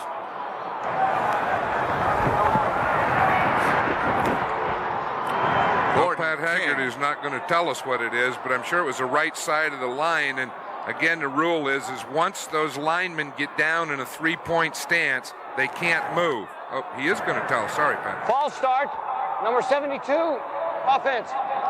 That is Gordon King, number 72 in white, blocking against number 72 in blue. Bruner now faces a 3rd and 7 situation from his own 15. Cowboys blitzing. He throws outside. Has Danny Pittman, and he'll have, I believe, a Giant first down. Ron Fellows knocked him out. That's going to be very, very close over there. In fact, they're going to mark it right where that marker is. Now watch it right here. Now Danny Pittman knows that he has to get beyond that red marker there. See it right there? The ball has to get beyond it before he goes out of bounds. It'll be an interesting spot. This is a fine athlete, Danny Pittman. There was some thought and some talk earlier in the year and perhaps next year of playing him as a defensive back. Right now he's in action as a wide receiver. Looks like there's a kink link in that chain. A kink link does help. You don't have to go 10 yards for a first down. You only have to go 9.5, depending on how many kinks. If you have 3 kinks, you may only have to go 9 yards for a first down. Bruner got his first down. He's 3 out of 6, 39 yards so far. He has Mistler out wide to the right this time. First down. Fumble. And Bruner just drops on top of it. There's Perkins over on the sideline, and they're seeing what happened to him or trying to determine. Looks like right ankle. Yeah, it looked when he did it that it could have been his right knee, and we see there that they're taping his right ankle. And if you have a choice between a knee injury and an ankle injury, you always take the ankle. Not a very good choice, but indeed you're right about that. 2nd and 12. The fumble caused a loss of 2. They've got 3 wide receivers in the game now. Pittman, Mistler, and Gray. Here's the draw play. Leon Bright. Not much doing. Randy White made the tackle. I'll tell you, it's just a little point, but see if we can watch Randy White. He's the second guy in here. Now watch, it's a pass. He sees they aren't going to pass. It's a draw. I play off that guard and boom, right down into the draw. Now that, if it were a pass, he'd have to rush the passer. He started the minute that he felt draw, he stopped his pass rush. Well, I like that, Barry. I like that one too, Mr. Landry. One of the greatest that ever coached this game. 3rd and 10 from the 23. Dallas up in blitzing. A blitzing look anyway. Pass complete to Ernest Gray as Bruner was right on the money. Fellows the defender. A tell you, all year the Giants have had trouble with the blitz, but watch them. They have the two up there, Benny Barnes on the left. The center goes left. The guard comes down on Dickerson. They solid that middle, and boom, they can hit it right in the middle of the field. Here's Ernest Gray. Watch Gray now. He knows there's no safety. He has to take it a little shorter, a little quicker, and that was a great throw by Scott Bruner. First down Giants again out of a long situation. They give again to Carpenter, who was the up back in this situation, the fullback in the eye. Leon Bright deep after the problem with Leon Perry. Bob Brunig, the tackler.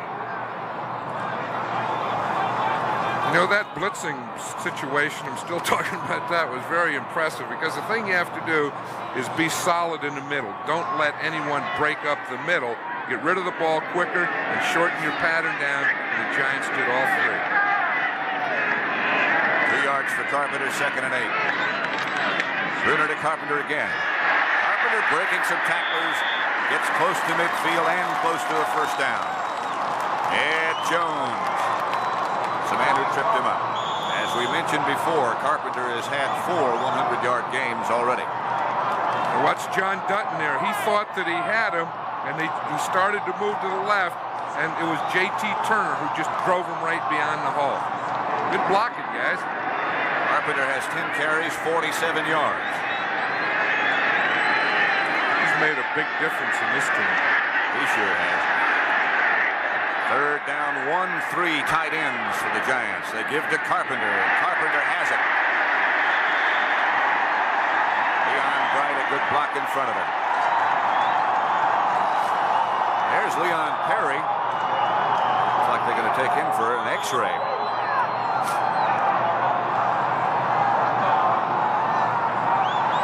You know, you have both of them there. You have Perry there, who they're taking off, and right behind him, we have Johnny Perkins, who now they're starting to work on his knee. Maybe it was his right knee also. Knee and ankle in one shot. First down Giants at the Dallas 47.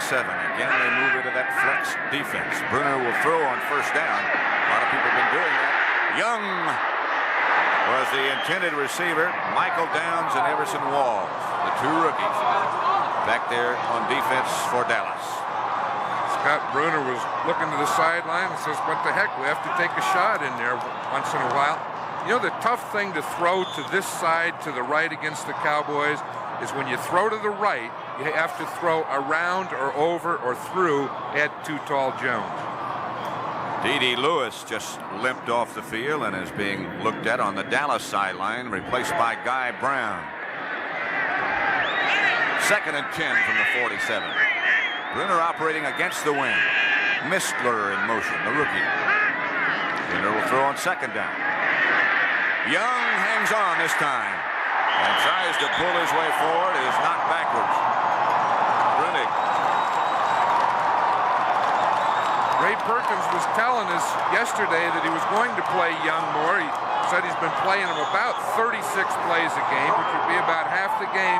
He said, but you'll see more of him tomorrow. And you can see why. Against these zone defenses, a guy that's 6'6" is a great target for a quarterback. 3rd and short again. Looks for Carpenter as they again use 3 tight ends. Carpenter's the fullback.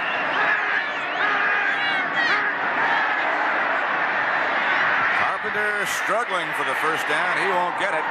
Jones almost jumped off sides but got back. This will be an interesting thing, and I would assume, or I would bet, that Ray Perkins in this situation will go for it. It's going to be 4th down. It looked like on that play, Pat, they lost yardage. It certainly does appear that they did, and Perkins has chosen not to go for a first down. He sends in Dave Jennings, who's a fine athlete. I think he probably would have gone for it had he not lost yardage, had it got where it was 4th down and inches, but when he saw that, you know, it was 4th and more than a yard, he decided to punt. James Jones and Donnelly go back deep for Dallas. Steve Wilson over on the right side as Jennings would look at it. Penalty marker goes down. Have too many men on the field. too much time. I think it may have been too much time. The Cowboys had 12 men in the Delay of field. game. Offense. Right, the Cowboys did have 12 men in the field, and they got him off. And this is a penalty that doesn't hurt. You know, by getting back here, Jennings will have a better angle to get the ball out of bounds. The ball blew away. Okay, just put the ball back. Delay of game. Offense.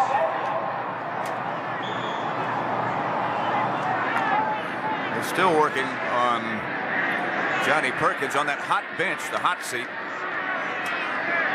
They pump hot air into those benches. They're still working on Johnny Perkins. Here's Jennings again. Good kick. Let it fly into the end zone. Took a good bounce. Bounces finally back out onto the field and dies at the 1, but it went into the end zone and bounced back out. So still there is no score. We have 8 minutes, 10 seconds left in the first half, and it's Dallas nothing, Giants nothing.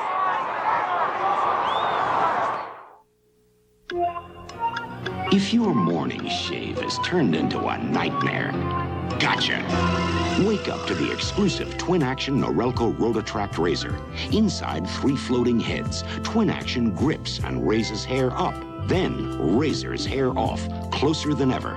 For twin blade closeness without a nick or cut, the twin-action Norelco Rotatract razor, cord or rechargeable. Because for close shaves, there's no action like twin action.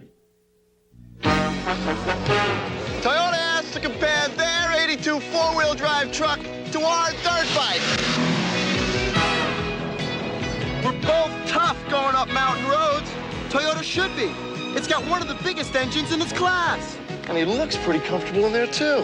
But come on, Toyota, the last part of the test where you carry us, then we carry you. Give me a break. Oh, what a feeling. The 4x4. It'll get you to the top, comfortably. Toyota. New Year's Day, the legendary Bear Bryant and his Alabama Crimson Tide meet the Texas Longhorns in the Cotton Bowl. A Happy New Year on CBS Sports. At cold and windy Giant Stadium, Pat Summerall with John Madden. Temperature at the beginning of the game was 23 degrees. And it's supposed to drop as the afternoon passes. White with a lot of time this time, throws for Cosby, almost picked off by Lawrence Taylor. I'll tell you, did Lawrence Taylor make a great play on that one? You know, you talk about how big he is, how strong, how many tackles he makes, but watch the ground that he makes up here. He starts back here. Now watch him sprint for the ball. He's man-to-man there. He's playing man-to-man on Doug Cosby. Now watch him get up in the air at the end. Follows the ball all the way, jump as high as you can. Ooh, you almost had it, Lawrence. Maybe if he didn't have those gloves on, he would have caught Maybe. He looked back before Cosby did. He's talking to Cosby now. He said, I had you man-to-man on that play. You know that? Cosby said, nope. I won the battle. Do it again. 2nd and 10, Dallas on their own 20. Long count. That's Dorsett. He runs into Jeter and had really never any place to look. George Martin stymied the play at the line of scrimmage, and then Jeter finished it off. And Jeter did exactly what you have to do against a Dorsett on artificial turf. You can't run to where he's going. You have to stay in your area and be solid along the line of scrimmage. See, the Cowboys have had bad starting points each time they've had the ball. 3 times at the 20, once at the 26. Phil Tabor, who rushes the passer very well, and the Giants' 4-man pass rush setup is in a game. Mike Dennis also in the defensive backfield. 5 defensive backs. Fake a blitz. Oops. Here's George Martin wrestling with Danny White. I would think that the whistle had to blow before the ball was snapped because Danny White just took it and stopped. Much time. That's one of those penalties that Coach Tom Landry hates. You know, they've had a lot of trouble with that over the year. They haven't had it in the last 3 or 4 games, but they've had a lot of trouble with that 30-second clock. Delay of game. Offense. So it'll be 3rd and 14 back at the 16. Giants make some defensive changes. Brian Kelly and Harry Carson come back in. Expect Dallas not to throw it, try to run it. I think they're wrong. They're in the three-man front.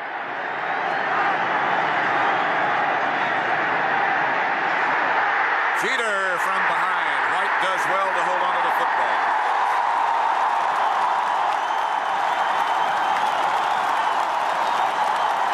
You were right. They were wrong, but Gary Jeter knew what they were doing. Let's watch it. Now he's on Pat Donovan there, the right-hand part of your screen. He just ran right outside him, right around him. Now watch him come. Danny White feels him, but he can't get away from him. Great pass rush. And White indeed was fortunate there was no fumble. That Giant defense continues to excel. White standing in the end zone. Line shot. Bright at the 43. Chased by Barnes, away from Barnes, and down the sideline is Leon Bright. Again, the Giants in Dallas territory. Bright got it around the corner. Bob Brunig knocked him out of bounds. 49-yard punt by White. Those Giant fans are going wild here. You know, Bright did an outstanding job of catching that ball because as it was coming down, it was fading out to the right. They'll operate from the Dallas 41. Still, 0-0. We'll open your eyes. You know what I like about this RCA remote control? It's pure power. Roger, you're supposed to fix my bicycle. I can turn the TV off or on. Roger. The volume down or up. And switch right to the channel I want. Open your eyes to RCA's advanced 17-function remote system. I'll tell Mom. Unfortunately, it only works on the TV. We'll open your eyes, open your eyes. RCA.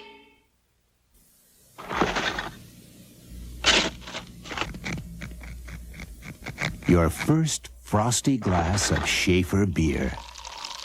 Nothing could be more satisfying. Nothing.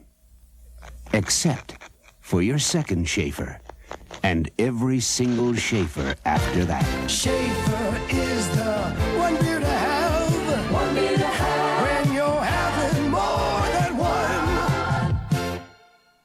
The crowd is just starting to settle down after the Giants get good field position, and there's Perkins. Johnny Perkins being taken on the cart to the locker room, and again, I suppose, for x-rays.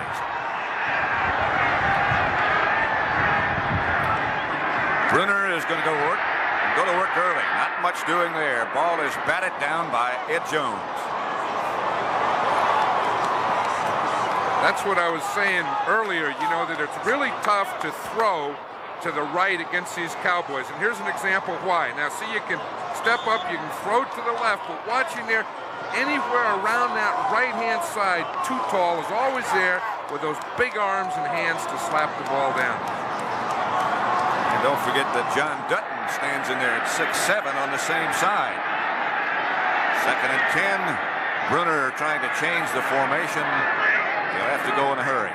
Pittman was the last man moving. Out.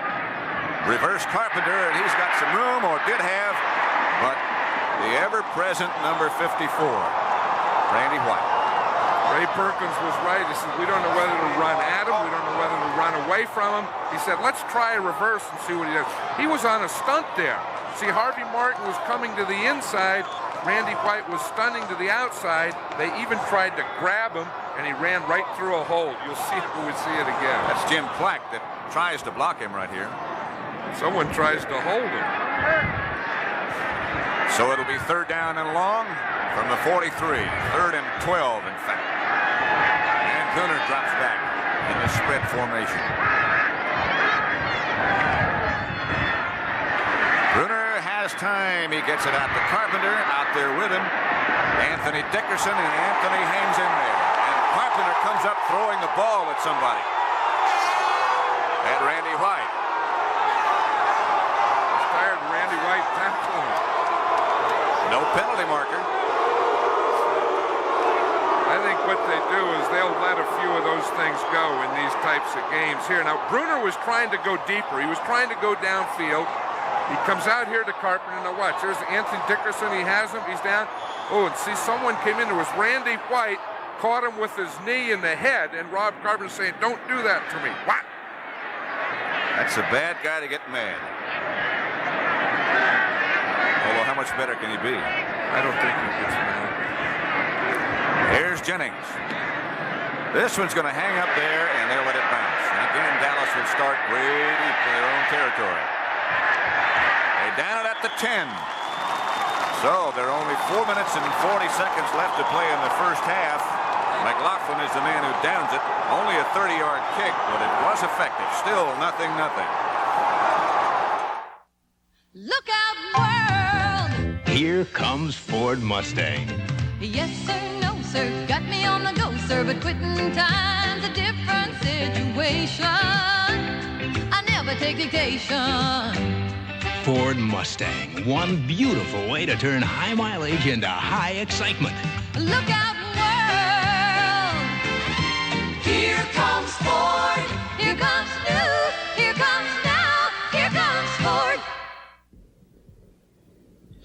He's the working man, forging dreams with fire, building, moving mountains, always reaching higher. He's the wheels that move a nation, the stitching in the seams. He holds it all together. He wears Levi's jeans, 'cause he knows we still build the Levi's jeans that helped build America. Tomorrow, it's do or die with Tampa Bay at Detroit, Green Bay at the New York Jets as they determine the playoff picture. Don't miss the crucial outcomes tomorrow on CBS Sports. 4:40 left in the first half, and no score between Dallas and the Giants. The Giants must win and hope in order to get into the playoffs. Saldi, flank to the right. And out comes in motion left. White, Dorsett. Penalty marker goes down again. And we'll just check and see. Gary Jeter made the stop, holding Dallas.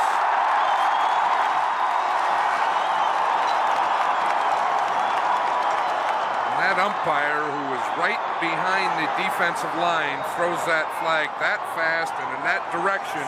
You know it's holding against the offense. I thought when we were talking to Tom Landry last night, John, and you asked him how he thought his team would play today, usually he has a very definitive answer. Last night he said, "I'm not sure." That's right. He always does have an answer that, you know, they'll do this or that. Holding, number 64, offense. 4, of course, is Rafferty, with Bill Neal just in front of him. I know why that happens, too.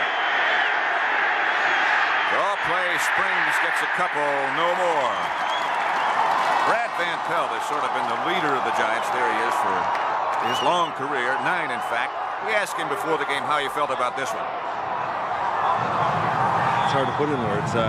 It's been 9 years, and if someone would have told me 9 years ago it was going to take me this long to even just reach the playoffs as a wild card, I would have said no way. I just things don't work that way. But it's been 9 long years. I've learned a lot, and I'm just glad I'm going to have an opportunity to make those playoffs. And I really feel the way the week has went and the way the guys are really ready for this game, that there's going to be a wild card spot for us, and I don't think my season's over yet. Springs spinning away from one. Gary Jeter makes sure that he doesn't go too far, and again the Giant defense is equal to every occasion. You know, there's a lot of talk about the Giants, about Lawrence Taylor and so on. Byron Hunt has replaced Van Pelt and played very well. But there's another guy who has helped this team, a rookie, Bill Neal, the nose tackle. He really has. He's played solid in that middle. When you play a 3-man line, you have to have solid, strong play from your nose tackle. He is a member of this year's All-NFL rookie team.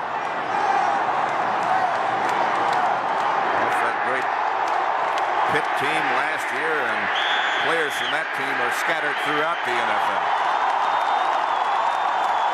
Timeout, Dallas. The Giants put the squeeze on, and the Cowboys call a timeout with 3 minutes, 3 seconds left to play in the first half. No score. Finally, after years of development, the makers of Neo-Synephrine are proud to introduce even longer-lasting relief for your stuffy nose. Introducing new Neo-Synephrine 12-Hour. Absolutely nothing you can buy is stronger or lasts longer than new Neo-Synephrine 12-Hour. Now you can breathe freely all day. Get new Neo-Synephrine 12-Hour. Nothing is stronger. Nothing lasts longer. Neither rain, nor snow, nor gloom of night. When people are counting on you to come through, it's nice to have a Toyota Corolla Tercel pulling for you. She'll keep me from the completion of my appointed round. The 1982 front-wheel drive Toyota Tercel, Toyota's lowest priced car. The Toyota Tercel, a car that pulls its own weight. And a little bit more. Tercel! 3:03 left to play in the first half. Dallas nothing, Giants nothing. Cowboys operating from their own 7, 3rd and 13. Bill Meals, number 77.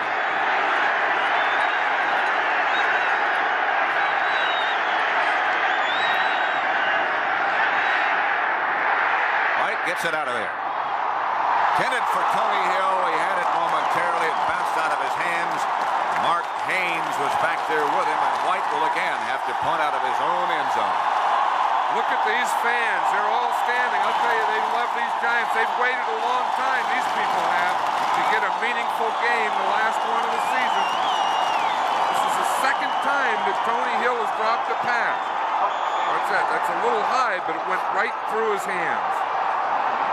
Those are the kind that get picked off. You don't see that happen very often to any of these Cowboy receivers. Here's White in his own end zone. Leon Bright standing back close to midfield. Good snap. White, pretty good kick. At the 50. Oh! Anthony Dickerson down early on Leon Bright. Nothing doing. That's going to be called against. And Leon Bright is still down. That's going to be called against Anthony Dickerson, and the Giants will have the football once again back deep in Dallas territory. Hey, these fans are booing that one. That was no fair catch, but the rule is that you have to let the return man catch the ball. Interference, an opportunity to make a fair catch. He had no opportunity to catch that. Look, Dickerson hit him 2 counts before the ball arrived. And fair catch or no, you can't hit the return man until he has an opportunity to field the ball.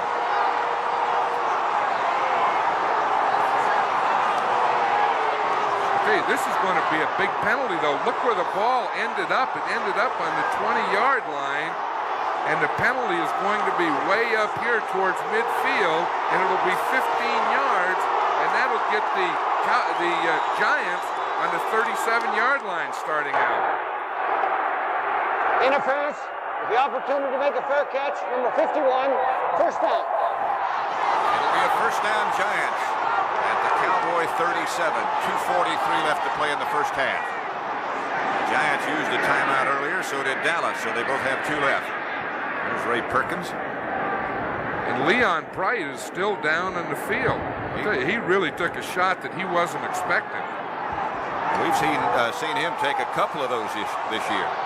He doesn't like to signal for fair catches, but he may change his mind. I don't know that he has signaled for a fair catch all year, and on that one, you know, he didn't. They said fair catch. Of course, that's just the rule. There was no fair catch, but they have to give him an opportunity to catch the ball. See, he had no chance here. What? Boom, he gets hit now. Now watch the ball. There's the ball. There's Anthony Dickerson. Looks like one of the linebackers of the future, if indeed that happens for Dallas. And Bright is still down. I think now they're calling for a stretcher. our coverage tomorrow. A lot of the fans still standing and booing that hit by Dickerson. This is what shapes up tomorrow. It begins with the NFL today, of course. Tampa Bay at Detroit. That's for the championship of the NFC Central. And obviously very important. Green Bay at the Jets. That too is important. Both teams with playoff hopes. St. Louis at Philadelphia. Very important to the Eagles. 49ers at Washington. Home field advantage for the 49ers. If Dallas loses, they win. And if they both lose, it still goes to the 49ers. Washington finally at Los Angeles. And again, they're asking, and now they've gotten some help to get Leon Bright off. He took a shot, I recall, when we were in Milwaukee, John, against the Packers. I'll tell you, you talk about the tough acts in professional football. I think the toughest thing that a player has to do is return a punt. The return teams, punts and kickoffs, are tough slots. Leon Bright played for a while in Canada, went to Florida State. Is listed as a rookie, but he had played, as I mentioned, those years in Canada. So he's had some pro experience. D.D. Lewis, by the way, the word on him is that he has a strained calf muscle. You know, that is the third Giant player that has gone off in the cart into the locker room for x-rays or treatment. Ike Forte gets the carry. Playing now in place of Leon Bright. Forte gets good yardage. Mike Hegman made the tackle. Clock running now, 2:25 left to play in the first half, and still no score. Giants have had two chances of relatively easy field goals, but they have missed them both. You know, the one thing that Ray Perkins says, he says, we want to stay close with them. He says, if we're close or even in the fourth quarter, he says, we'll beat them. They're close. Late in the second quarter. It's handoff to Carpenter. Carpenter spinning. He should have enough for a first down. John Dutton wrapped him up. And that'll get us to the 2-minute warning in the first half. A little bit less than that, in fact. D.D. Lewis is still out of the Dallas defense. Of course, with that strained calf muscle, his place taken by Guy Brown with 2 minutes to go in the first half. It's still 0-0. It might not look like it sometimes, but there's an underlying order to the game of football. Diagram plays, a clock, rules. Every player knows what to expect. Life doesn't work that way. There are hidden tragedies beyond our control, and no one to call timeout or throw a penalty flag. Retinitis pigmentosa is a hereditary eye disease that strikes without warning. Hundreds of thousands of people have RP and other inherited eye diseases. That would fill a lot of football stadiums. We don't know the cause or the cure, just the symptoms. Night blindness and tunnel vision, followed by a gradual loss of sight. The RP Foundation is sponsoring research in many hospitals and universities. They've started a retina donor program, improved diagnostic techniques, and helped with vision aids. And there are RP information centers all over the country. If you or a member of your family has RP, contact your local RP chapter.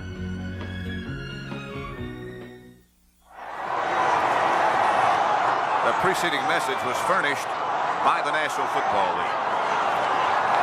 Timeouts remaining. 2 apiece. Giants in good shape, however, with the ball at the Dallas 26. Bruner asking for quiet. Pitch back to Carpenter. Carpenter cuts back and got something out of not much opportunity. Maybe 4. Bob Brunig tripped him up.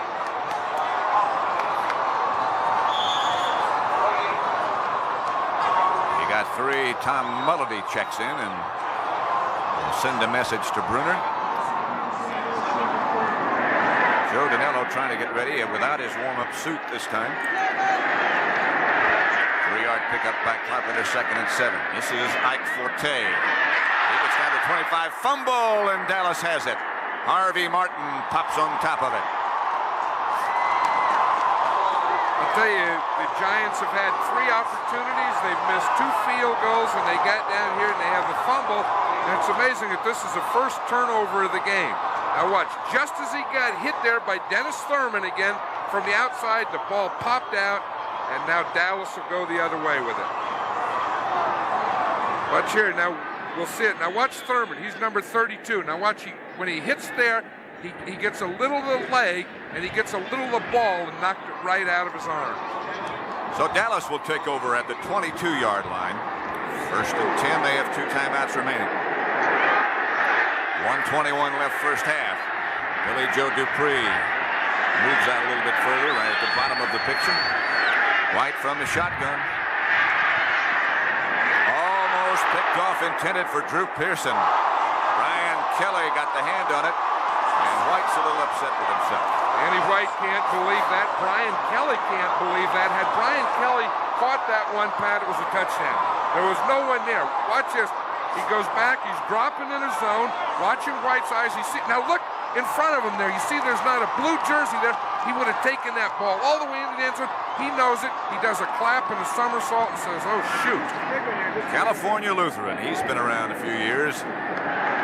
Perhaps not the most gifted athletically, but certainly one of the most intelligent players anywhere in the league.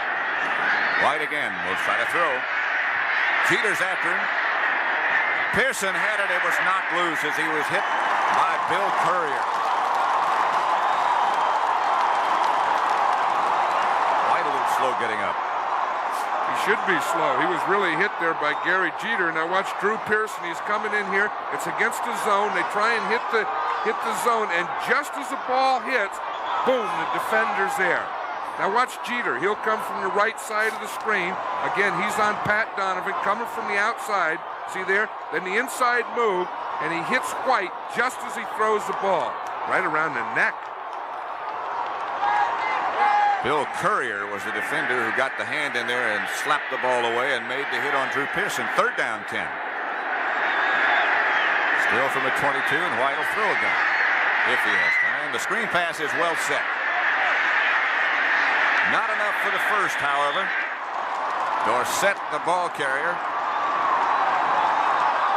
It was interesting. Did you see which side they threw that screen to?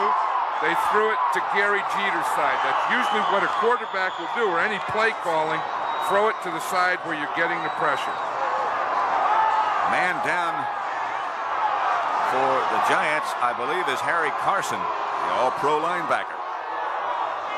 One of the All-Pro linebackers. You know, it looked like he got hit by his own man again. That's the second time that's happened to the Giants. It looked like Lawrence Taylor hit him on that play. I think he just had the wind knocked out of him. He's going to run off the field. Let's see if we can see it. The screen here to the left. Now watch Carson right there, 53. Now watch Taylor come from the right of the screen, and he picked Carson off. Back deep for the Giants now after the injury to Bright is Beasley Reese, I think. That's right. An ex-Cowboy. Danny White standing at his own 15.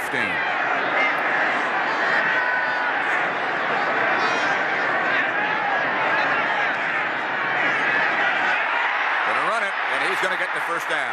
White trying to get out of bounds, but the Dallas Cowboys keep the ball. Mike Whittington knocked him out of bounds. There's a penalty marker down way back upfield. Beasley Reese talking to one of the officials. And let's see what this is about. Right, it's way up there in the 30-yard line. I don't think that was a called play because the Cowboys were downfield covering. And I think Danny White just saw that opening on the left and ran with the ball. The discussion continues. Pat Haggerty, the referee. Notice the referee always has the black hat. The other officials have the white hats. We have a personal foul against the offensive team after the play was over. After the play was over. That was Anthony Dickerson again. I believe, yes. Let's see, it was after Danny White ran with the ball. Now see if we can see it here. See, Danny White's there. They start to cover. That he wasn't supposed to run, but he saw that there was no one out here to the left. He knew he could get a first down, which he did. Now the play's over. And then downfield, about 30 yards, the penalty was against Dickerson. So they'll give Dallas the first down with 38 seconds left. And then they'll mark off the personal foul penalty. Personal foul, number 51. After the play was over, first and 25. First down. That's 2 of those against Dickerson. That's his second one, and they're both on punting situations. Of course, he's very good on the special teams. I wouldn't be surprised if somebody on the Giants, after the hit on Leon Bright, didn't do something of a retaliatory nature, and Dickerson is the one who got caught. You mean like a taunt or a bait? Something like that. Or a punch. White, being brushed by Taylor, gets away from him, throws. Intended, and pass interference is going to be called. Interference against Terry Jackson. Drew Pearson, the intended receiver. That'll be enough for a first down. Pass interference. Defense, number 24. First down. I'll tell you, that's about as well as you can play that play, though, as well as Terry Jackson does here, because he can't touch him before the ball gets there, but you want to make contact right at the time you do. Now, what he did wrong there, maybe, is grab the face mask after he had come over the top. You saying no? Terry Jackson and Drew Pearson had a few words after that play was over. 31 seconds left to play in the first half. Dallas still with 2 timeouts remaining. And White shouting, looking to his left. That Pearson way out there. Here comes Taylor on a blitz again. White steps up, going deep, intended for Pearson. Terry Jackson back there with him again. And again a few words. They are having some words. That's a real battle out there between 2 competitors. Terry Jackson telling the official, I didn't do anything wrong. Let's see if we can watch the whole play again, isolated. Watch him here. Here's Drew Pearson, number 88 on Terry Jackson. He's looking into the backfield. Watch him. He gets him turned. The ball's thrown over the outside shoulder just a step away. Here's where the talking starts, right there after it's all over. There was no talking when they were running down the field. That goes back to the play before, I think. Pearson, of course, played his high school football not too far from here. Again, the Giants blitz. White looking, throwing. Cosby has it out of bounds.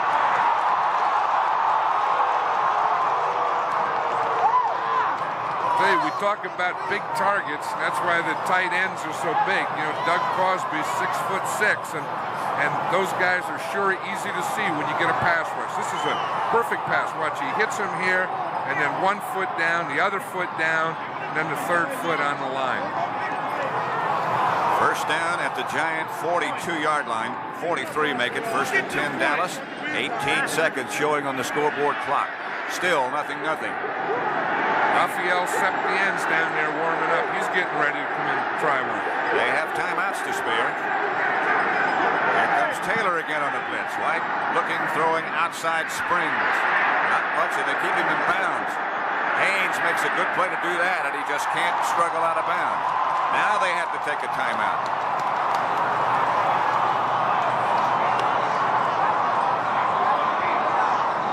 That was a good play by Haynes. He was playing in a zone, and of course they didn't gain very many yards, but the big thing is they didn't want to let him get out of bounds. And they made him use a timeout because of that. Woods Johnson and Landry and Danny White. Coming up at the halftime, Brent with the highlights and Jack Whitaker's legends of the game, and truly a legend, the great defensive tackle of the Dallas Cowboys, Bob Lilly. How is that for 2 great defensive right tackles? Bob Lilly, he finally retires the whole conference size, and then here comes Randy White. Whew. That is pretty good. Hate to be a left guard and have to block against those guys.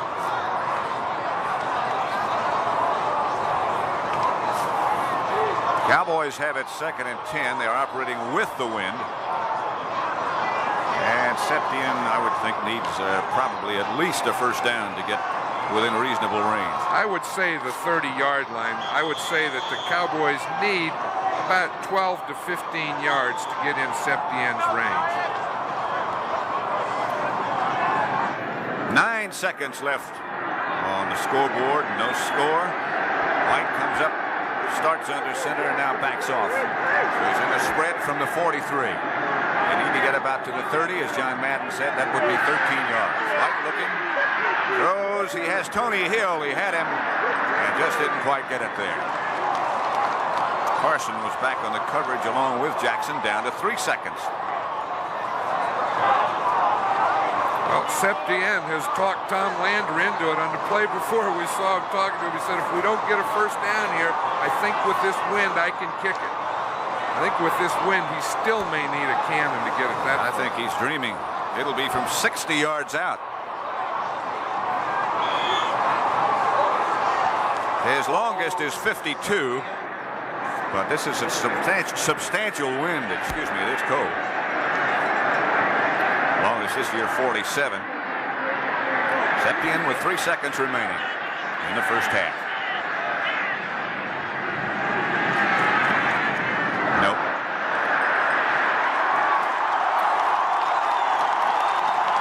Might as well take a chance, I guess, and the Giant crowd rises to pay tribute to its defense, as they have stymied the Cowboys throughout the first half, and the score is 0-0. Another half to play, however, on this cold, windy afternoon. But there's a group of guys who don't even know it's cold.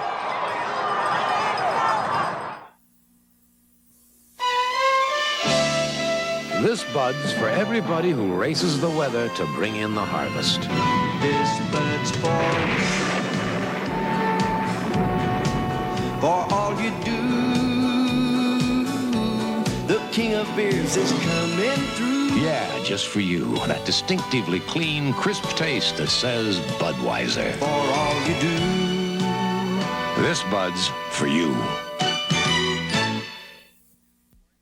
Radio Shack makes Christmas dreams come true.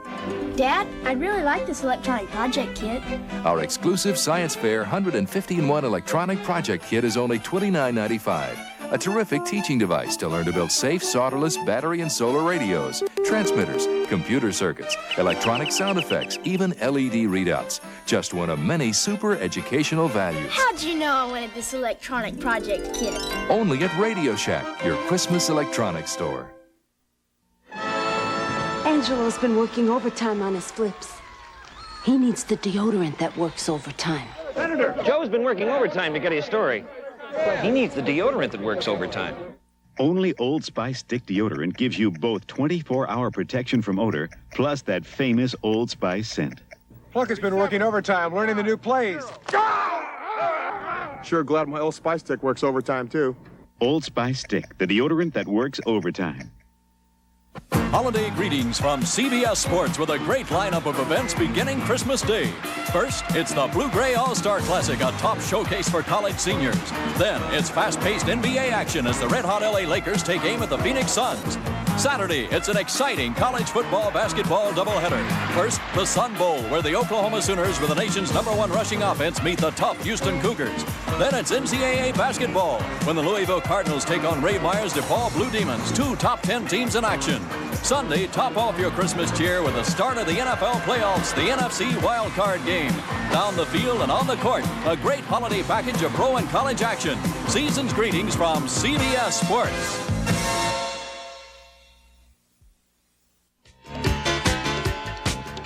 Welcome back to the news desk in New York. I'm Brent Musburger. Several ways of looking at that first half. That is a nasty, nasty football game over in the Meadowlands. Cannot count on big play miracles against that tough Bear defense. Control our own destiny, and we just cannot let Chicago upset us and throw this stuff back into to scramble again with San Diego. The Bears pasted Oakland last week. They are 3-0 against the AFC West this year. It's going to be a great ball game. I guess that's the way you want to make it exciting, right down to the last quarter. A Tampa Bay defense sparked by Hugh Green and Leroy Selman will be the key when the Bucs and Lions battle for the NFC Central. If we can't convince our players to throw your bodies around and be very reckless in the game, Detroit will beat us. If we play up to our capabilities and such, we have an excellent chance of winning the football game. Tampa Bay faces not only Billy Sims, Eric Hipple and company, but the Lions' flawless 7-game record at home in Pontiac. That's why you play this crazy game, you know, to get in one game like this where it's you and me. You know, it's Winner take all. This is it right here, right now.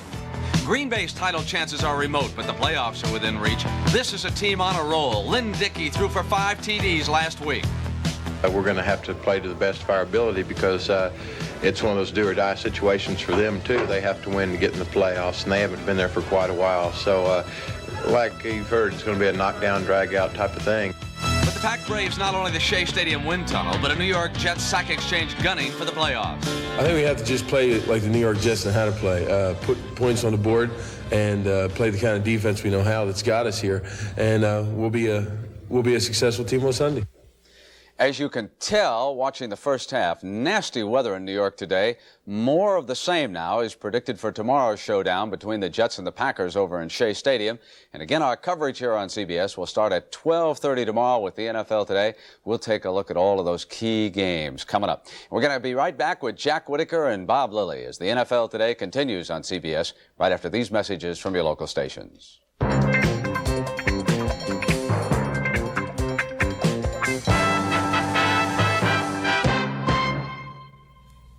Bill. What? That's my name. Abandoned and institutionalized for 46 years, Bill was thrust back into a world that didn't care until he met a very special person. He just needs somebody to just reach out and help him. This is the inspiring story of a remarkable friendship and how it changed Bill's life. Mickey Rooney stars in what may be the most powerful performance of his career. Bill, a dramatic holiday special, Tuesday at 9, 8 Central and Mountain. That was pretty good. This is CBS. Do you think my husband has good taste? At the office, he's very traditional in his Van Heusen 417. But at the ball game, he opens his collar and relaxes. He really dresses up when we go out to dinner. But he feels real down home with country western music. He's a serious man at work. But at home, he gets a kick out of seeing me in his 417 shirts. Van Heusen 417, for men who are traditionalists, but not stuffy. What a changing America is changing into. If your transmission ever breaks down, you'll probably imagine all sorts of horrors. Fix your transmission? Fine. We have a 15-year waiting list. Don't worry. Our mechanics are experts. That'll be $22,000. 22. Don't let your fears run wild. Call the transmission specialist that's fast, reliable, with over 900 locations coast to coast. AMCO? AMCO. Why go anywhere else? All right, children. Who's going to be the first one to recite the alphabet? How about you, Ann? A, B, C, D, E, F, E, F, E, F, Hudson.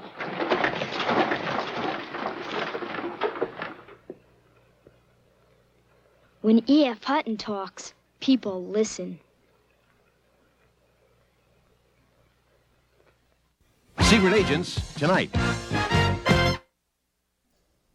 Immediately after the Giants and the Cowboys here on CBS, we have 2 excellent NCAA basketball games. Some of you will see Georgetown play the University of Nevada, Las Vegas, and the rest of you will watch the defending national champion Indiana Hoosiers shoot it out against Kansas State. That's right after the football. Now, in Legends of the Game, Jack Whitaker looks at a man who was 6'5", 240, all the cowboy there is, and present at the creation of a dynasty. These are the Dallas Cowboys, America's team. Their roster is filled with enough stars to make a galaxy. And while they're heading for their 16th straight winning season and another trip to the playoffs, 21 years ago, the Dallas Cowboys were a winless expansion team filled with rejects and renegades. For 5 seasons, this expansion team lost in every conceivable fashion, then invented some new ways to lose.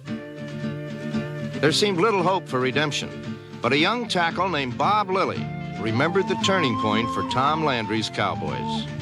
You know, he just came in and his heart just opened up and he cried and, you know, tears came out and he got us all in there and he said, fellas, it's not your fault, it's my fault. And he said, I don't know if I'll be with the Cowboys next year. A tremendously emotional experience for all of us, and that was the turning point, I think, of the Dallas Cowboys. From then on, the Cowboys have been in the playoffs all but 1 year.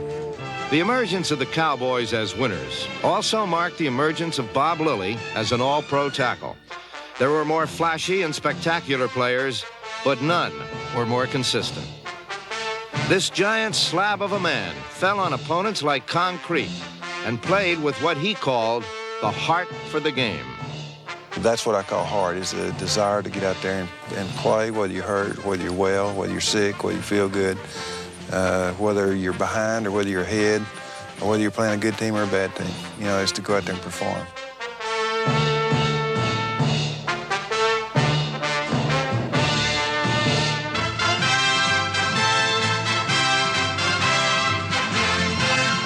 Lily's individual brilliance was dimmed by the Cowboys' failure in championship games. In Super Bowl V against the Baltimore Colts, number 74 starred, but personal triumph paled before another bitter last-second defeat. What were your feelings when Jim O'Brien kicked that field goal in Super Bowl V? Of course, I think that was probably the most frustrating point of my entire career. We had never made it to the Super Bowl, and we didn't know for sure that we'd ever make it back because it was pretty hard to get there the first time. And all those thoughts went through my mind. Right through my helmet quite a long ways, and I almost broke a finger off doing it. One of the Baltimore guys brought my helmet back to me a few seconds later after I threw it and said, "Bob, I know how you feel." Well, but it probably helped us as a team to get a little tougher mentally and come back the next year and do it. In Super Bowl VI in New Orleans, Lilly and the Cowboys crushed the Miami Dolphins 24-3. Lilly roamed and raged across the Sugar Bowl, and his 27-yard sack of Bob Greasy was the longest loss in Super Bowl history.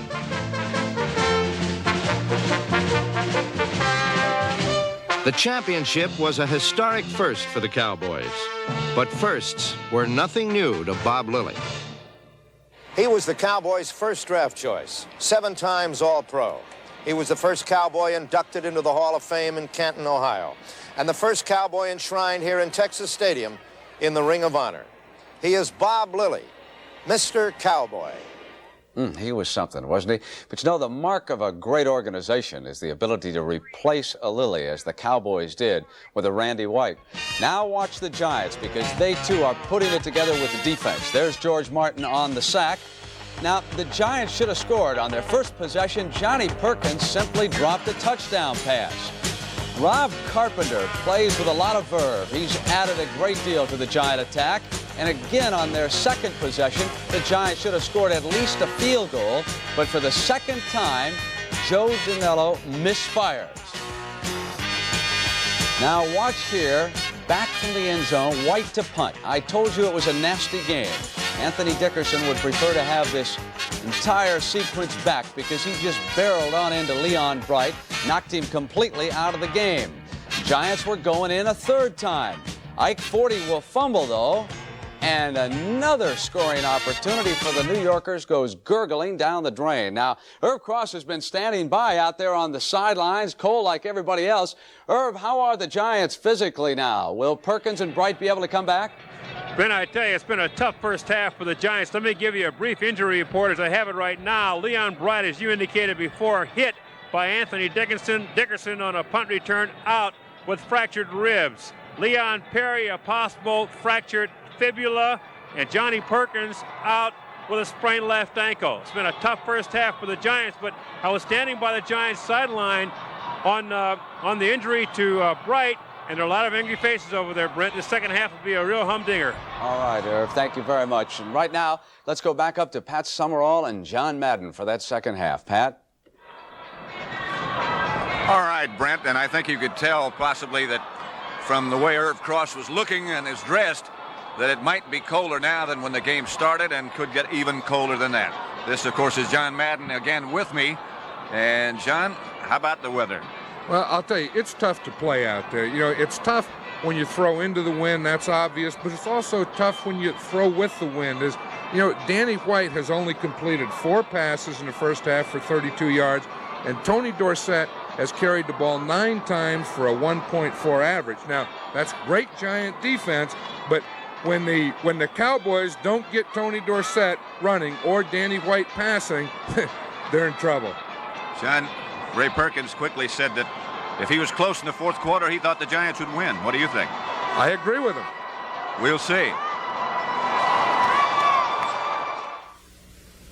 The criteria for a compact copier of a different sort. It's here. The Canon NP210. A fixed copy board saves space. 21 letter-size copies a minute saves time. Copies up to ledger size. The Canon NP210 even has its own optional mini sorter. The economical Canon NP210. A compact copier of a different sort. Call toll-free for information or contact your authorized Canon dealer. Don isn't too good at making breakfast, but last night I gave him an A in English. Use English leather and get an A in the kind of English they don't teach in school. I've been to school for 20 years. But tonight he'll get an A in English. I speak few words of your language. That doesn't stop him from getting an A in English. A plus. Huh? Get an A with English leather and women will never fail you. Aftershave cologne for men. This boy is known as Little Mess because mishaps seem to follow him everywhere. So rather than drag out her heavy vacuum cleaner, his mother reached for her cordless dustbuster from Black & Decker. It's light, powerful, recharges continuously, and perfect for small, fast cleanups on stairs, floors, anywhere. So if you've got a little mess around your house, get yourself a Black & Decker dustbuster. And remember, it makes a perfect gift at Christmas time, too.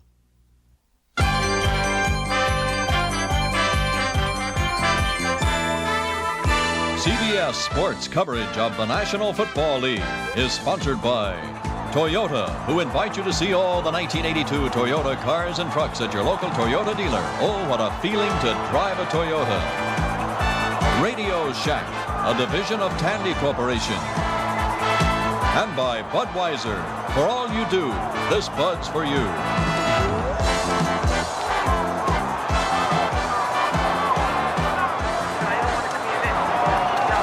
Joe Danello set to kick off to begin the second half. Pat Summerall here at Giant Stadium with John Madden. James Jones back deep for Dallas. The ball is blown off the tee already 3 times for Danello, who will be kicking with a very substantial win.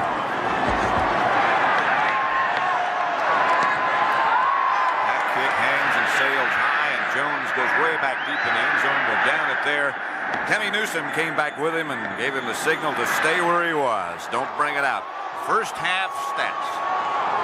Look at those total yards. The Cowboys only had 41 total yards in the first half. The Giants had 146, and they really had 3 opportunities at scoring. Dallas with just 2 yards passing. That's incredible. Of course, it's a tough day to throw. Here's Danny White. Frustrating day here last year against the Giants when they lost 38-35. Dallas did. White was coming off an injury. This time he gives to Ron Springs. Springs gets out to about the 24, where it'll be second and 6. You know, of course, those 2 yards that we saw passing, he's thrown for 32 yards, and the way they keep the stats in the NFL is they subtract his sack yardage, so that comes up with 2 yards. Sack yardage was done by Jeter and Martin, particularly. 2 by Martin. Drew Pearson comes out wide to the right. Cowboys going with 2 tight ends. Dorsett moves back deep in the eye. White looks, throws, intended for Drew Pearson, and he is popped hard by Beasley Reese, and Mark Haynes was underneath the whole thing. I'll tell you, had Beasley Reese, instead of trying to hit Pearson, if he would have had his hands up, he could have gotten an interception on that one. He had said during the week that he's going to hit everything that wiggles, and maybe better catching anything that wiggles. Now watch, right there from the right, he'll come in. You see, had he had his head up and watching the ball, that could have been a possible interception. Could have been a penalty, too. It was a little late, wasn't it? It was. Wasn't that his quote? He said, I'm going to hit anything that wiggles. Anything that wiggles. Beasley Reese started his professional career as a wide receiver in Dallas. On 3rd down, White back. He throws. Knocked away by Byron Hunt. Intended for Springs, nothing doing. I'll tell you, there's a lot of talk about these rookies, but this Byron Hunt has played very, very well in these last 3 games, both run and pass. Watch, it's a zone. He has to get out here to take away the outside, the sideline. Watch him jump up in the air and knock the ball down. Well, that's the 3rd time that a Giant linebacker has knocked the ball down today. Kelly once, Taylor once, and now Byron Hunt. Here's White standing back just inside the 10, and Beasley Reese back deep for the Giants. Leon Bright, possible broken ribs. We told you that before. Reese up with a fair catch signal, and wisely so. Benny Barnes was looking in his eyes. So the Giants will have the wind at their back with their first possession of the second half. It is still 0-0, and Brunner comes on.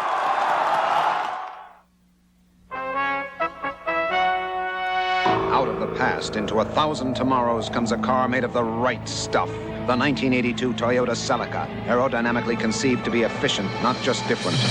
Its new wedge shape with retractable headlights cheats the wind for a performance not even reached in many sports cars. The 1982 Toyota Celica, the right stuff for the right time, right now.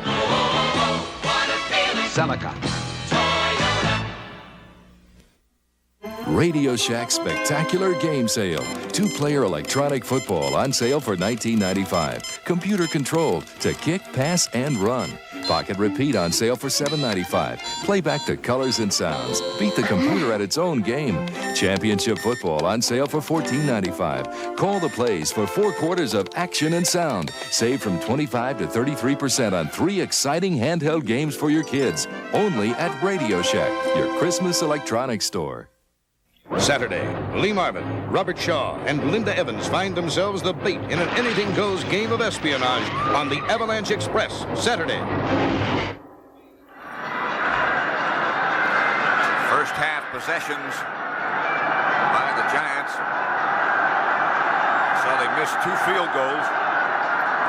Scott Brunner, the quarterback. Leon Perry is back in the game, so obviously his x-rays were negative. Was Rob Carpenter stopped by Guy Brown. Guy Brown's presence, of course, means that D.D. Lewis has not returned since he strained that calf muscle. One thing that does happen on occasion is that Heckman and Brown now do swap sides on defense. You know, we had the reports on Leon Bright that he had a fractured rib. We found out that he didn't have a fractured rib. Leon Perry didn't have a fractured fibula. We just see him play. Bright may be back. Here's Carpenter fighting for yardage and getting out to midfield. Bob Brunig tripped him up. You know, that's very important that the Giants have Leon Perry back, because a big part of their running game plan was to use the bull backfield, Rob Carpenter and Perry together. And Perry goes out, and Leon Bright is in the contest. No fractured rib, no fractured fibula. That's good news. He's got his ribs all padded up, as you can see. He's on the left of Brunner, who's in the shotgun this time. 3rd down, 3. Brunner's had good protection. He had a completion and then lost it. John Missler had it bounce away. Now someone ran a wrong pattern there because they had two receivers in the same area. Now see if we can see it here. That's Danny Pittman on the outside, and he's running it in, and Missler's right there. In fact, Pittman ran into Missler just as the ball arrived. That might have been a first down if he hadn't done that. Who was wrong, we don't know. Dave Jennings with the wind at his back. James Jones with the wind in his face. Jennings rips it dandy. High down in the direction of Jones, who fields it and is taken down immediately. The way it looked, it was Beasley Reese who's the first man down. I'll tell you, Beasley Reese had great timing on that one, Pat, because we know the rule, you have to give him an opportunity to catch the ball. Now watch, he does it. He lets Jones catch it here. Now once he catches it, boom, you can come in and get him. Jones came very close to fumbling that ball. Still nothing.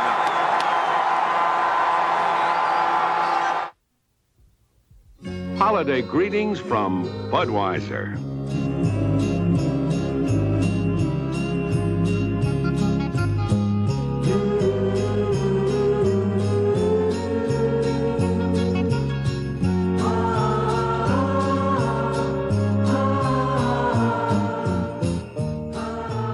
people who bring you Budweiser wish you and yours a happy and safe holiday season. He was as practical as any of us, but he hid it well.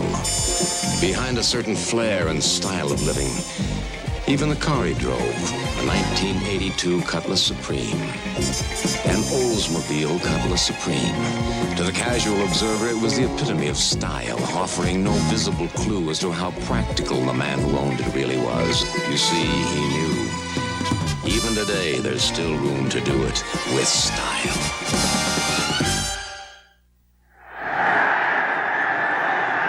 Difficult offensive day for the Cowboys. They've punted 66 times, beg your pardon, and missed a 61-yard field goal. That's frustration. Dorsett standing on the goal line.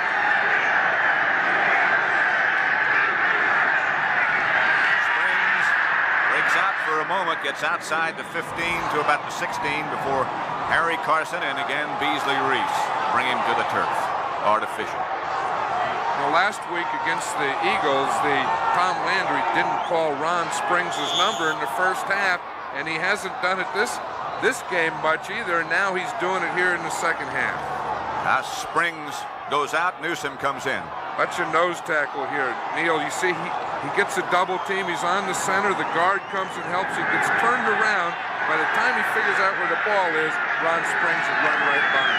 And got 9 yards. 11:55 left third quarter. That's Tony Dorsett, and he'll have a Dallas first down at about the 20. Lawrence Taylor made the stop. Pat Haggerty, again the referee. Newsom comes out and Springs comes back. Telling Danny White play. You know, Tony Dorsett was a leading rusher in the National Football League. How many yards do you think he needs to stay ahead of George Rogers? I'd say he needs probably 80 today, and he's nowhere near that. Fumble! And the scramble. And I think Danny White might have gotten it back. The Giants had a couple of shots at it, but couldn't come up with it. I'll tell you, that was a big play for the Cowboys coming up with this. Now watch, as he goes off to the right here, Ron Springs. Oh, he just had to reach for that handoff, and it just went right out beyond the Byron Hunt was right there. Springs fumble, and Danny White sees the ball and brings it right underneath the stomach. Watch this, you see he had to reach. Danny White darn near had to dive to get out there. And he has to dive again. Good play. 2nd and 15 from the 15. White rolls, chased by Martin, throws. Dupree has it.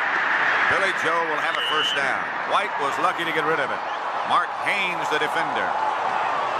I'll tell you, that's when you like to have a quarterback who is a great athlete, who can move and run, because probably 80% of the quarterbacks in the National Football League would have been sacked right here or not gotten that ball off. He not only does, but he hits Billy Joe Dupree on the run with it.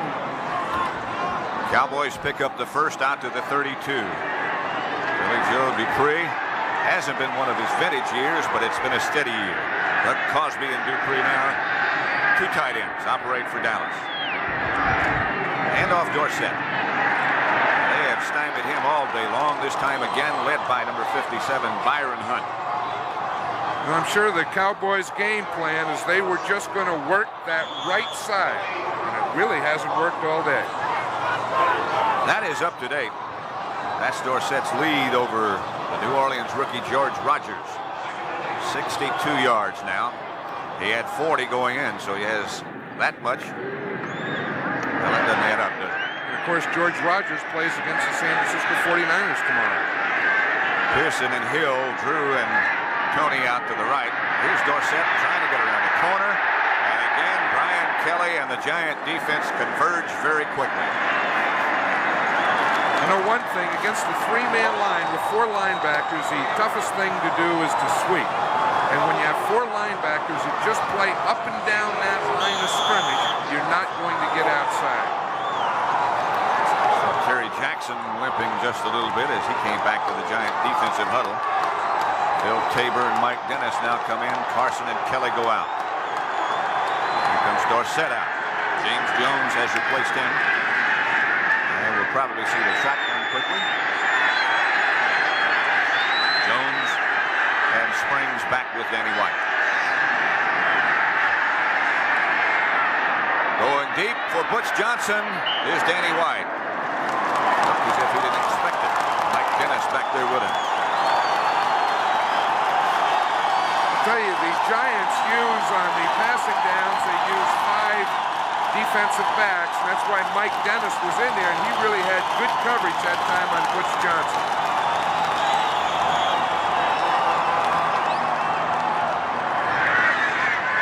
Giants once again will get the win. Beasley Reese goes back deep.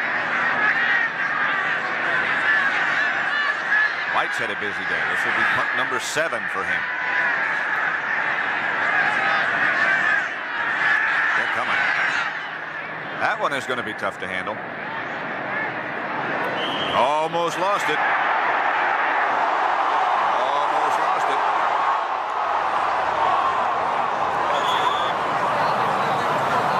I'll tell you, Danny White doesn't have the best punting average, but he punts the toughest balls to catch. Watch the trouble that Beasley Reese has here. He misjudged it. It was out in front of him. He fumbled right through, but he recovered his own. Landed on top of it, fortunately. 30 yards all for White. They almost got the football. Nothing. It remains. Stetson, cologne for men. When your man likes his fragrance with style, Stetson fits when he likes it easy to wear. Stetson fits when he likes his fragrance comfortable, and it's a feeling you share.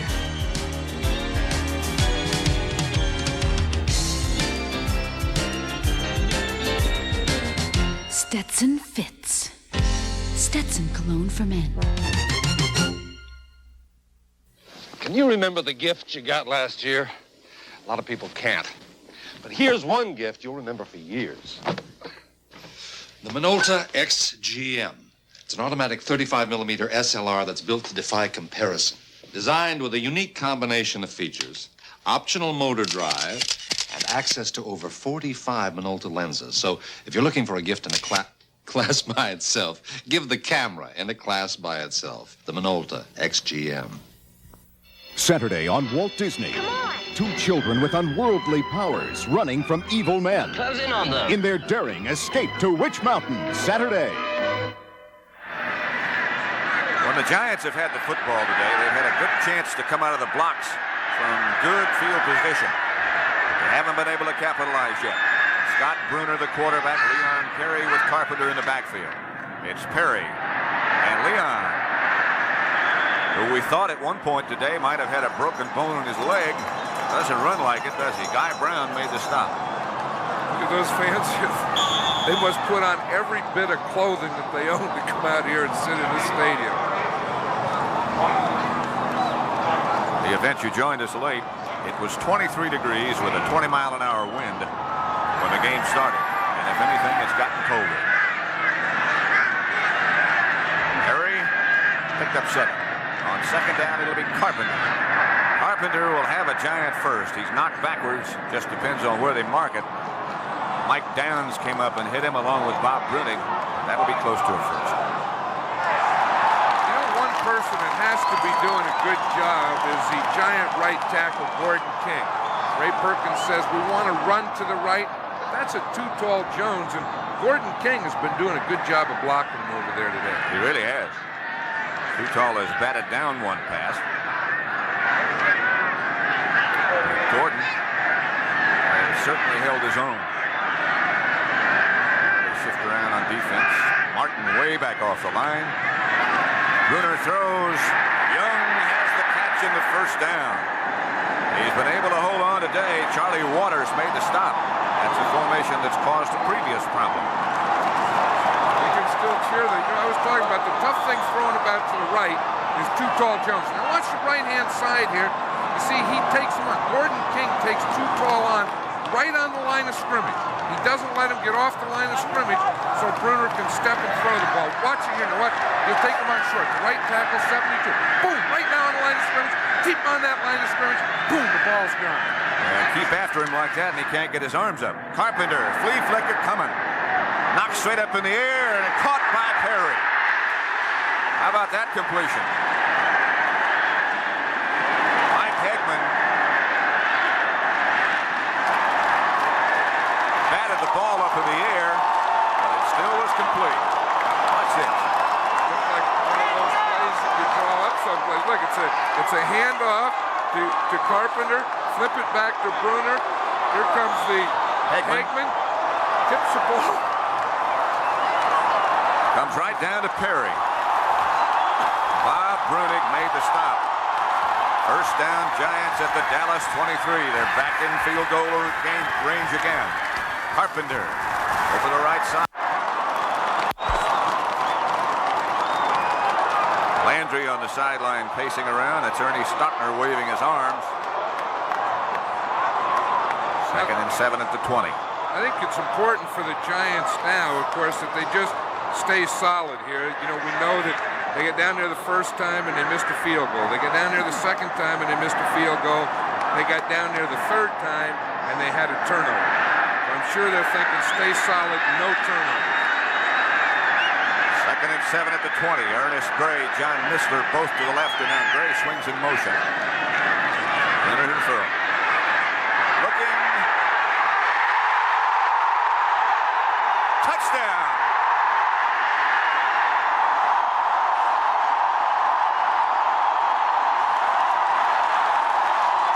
I believe the man who caught the pass was Rob Carpenter. I'm still not sure. He got hit very early. May have been Missler. I thought it was John Missler down there in the right corner, a rookie from Arizona, number 85. So you see it here again, good pass protection on the right side. Bruner can step up, and he throws it up over, and it's a perfect pass. Jeez, what a catch, though. It's Mulledy. That was Tom Mulledy, the tight end, who was split out to the right side. Mike Downs was the man who hit him right at the goal line. It was a delayed call, and by the time they said touchdown, there was a mob scene over there. Mello will kick, and Bruner will hold. 7-0 if he hits in favor of the Giants, and he does. 4:48 left in the third quarter. Here it is, one more time. Again, Mulledy was split out to the right. It really is good defense. Look, it's double coverage right there. Mulledy jumps up, hits the ball, and into the end zone. Amazing catch by Tom Mulledy.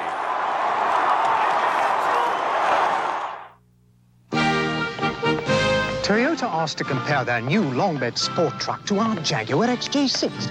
And we laughed. Granted, the Toyota truck is well appointed. I say, 4-speed automatic overdrive. Handles most nimbly. Still, we laughed. Until Toyota told us we both had to carry a piano. Oh, what a feeling. Feels like a car, works like a truck. Toyota. There is nothing like a frosty, cold glass of beer when you're thirsty.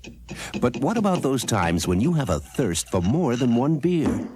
That's what Schaefer beer is all about.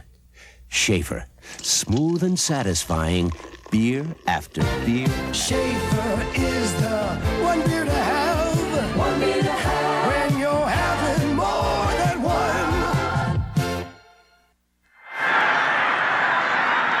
7-0 as Tom Mulledy comes up with his first touchdown reception of the season.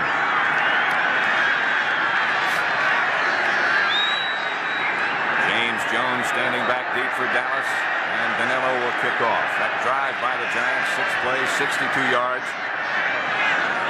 Kept the ball 3 minutes, 28 seconds, and the ball blows away from Danilo again. Don't forget a lot of big ones tomorrow on CBS. It all begins with the NFL today. Tampa Bay and Detroit for the NFC Central Championship. Green Bay and the Jets. Most of you in this area and in Wisconsin will see that one. And Giant fans will be watching intently. Beasley Reese comes over to hold it now. Good high kick. Jones goes way back deep in the end zone. Newsome again says stay there.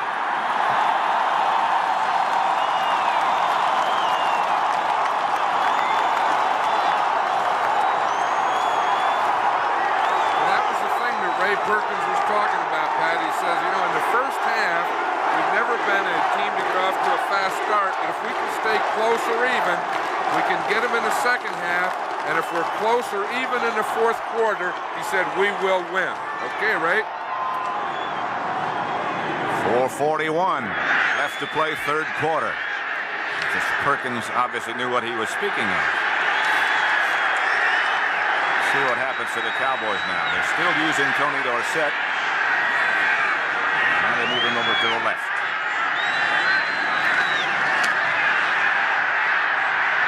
Dorsett stopped by Haynes after perhaps a yard. Beasley Reese came up to make the force, and there was a vicious hit on him, and he's complaining about that. I didn't see who made the block, but Haynes made a good play. He was right up to the outside. Again, the strong side linebacker, Byron Hunt, he kept it solid so that Dorsett had to go all the way to the outside, and then he was able, Mark Haynes was able to come up. Let's watch it. You see the guards pulling? He tries to dip in there. He can't. There's Kelly. There's Taylor. He has to go to the outside where Mark Haynes was. 2 yards for Dorsett. 2nd and 8 from the 22. Giants up now 7-0. Pearson in motion. White will throw. A lot of time this time. He throws outside to Dupree. B.J. hits Carson. Lowers the shoulder and rumbles up the sideline. One thing about these Cowboys, they have so many weapons on offense that it's just a matter of time before they're going to start getting them going. Oh, geez, man. Getting them going. And it's cold, too. White, 6 out of 17, 60 yards. First down as Dorsett trots out. Jones has taken his place. Good extra effort by Billy Joe Dupree to get that first down. Giants leading 7-0. Springs and Jones. Back behind White. Handoff Springs. And Springs outside the 35. Brian Kelly on the bottom of the pile. Springs got maybe 4. You know, Tom Landry was telling us last night that Tony Dorsett has been having a little back problem. And he says he really doesn't have 100% range of motion and movement. And there'd be nothing worse on a cold day like this than a bad back. Whew. His put him back in. Certainly not one of his better days. And Dorsett moves again back deep in the eye. 2nd down, 6 from the 36. Pearson in motion. Hand off again to Springs, and he's wide and high over the right side, tripped up by Kelly. Couple is all. Kelly really did trip him up. What he did when he saw the ball come to that side, he penetrated and got into the backfield. Kelly, another of those veterans with the Giants who have waited a long time for this, 9 years in fact. And in any of those years, no playoffs. He's the giant linebacker that makes all the calls. They signal into him, and he makes all the calls and the adjustments in the defensive huddle. Jones in the game again. James. Cosby came in motion. Here comes the rush from Hunt. Jones has the first down, Dallas. Outside the 43, Harry Carson there with him to make the initial hit.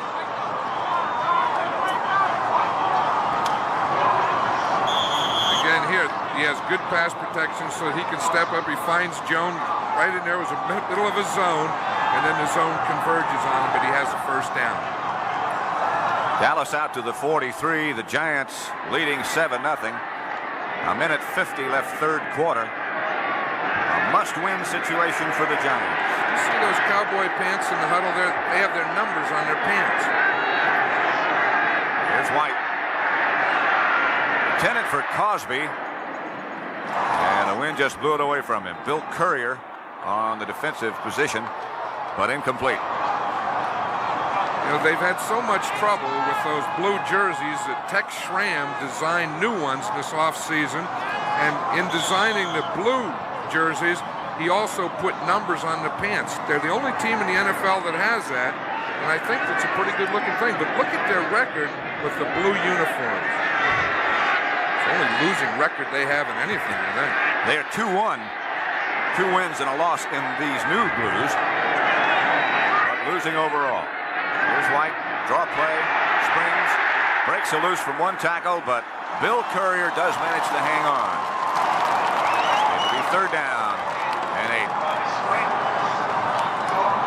We talk about this Giant defense, and they have a new defensive coordinator this year, Bill Parcells, who was one time with the New England Patriots and with Ray Perkins, and he's done an outstanding job. Dorsett comes out. Butch Johnson is in, and so is James Jones. Butch Johnson and Drew Pearson go wide left, Tony Hill wide right. And he 8 for a first.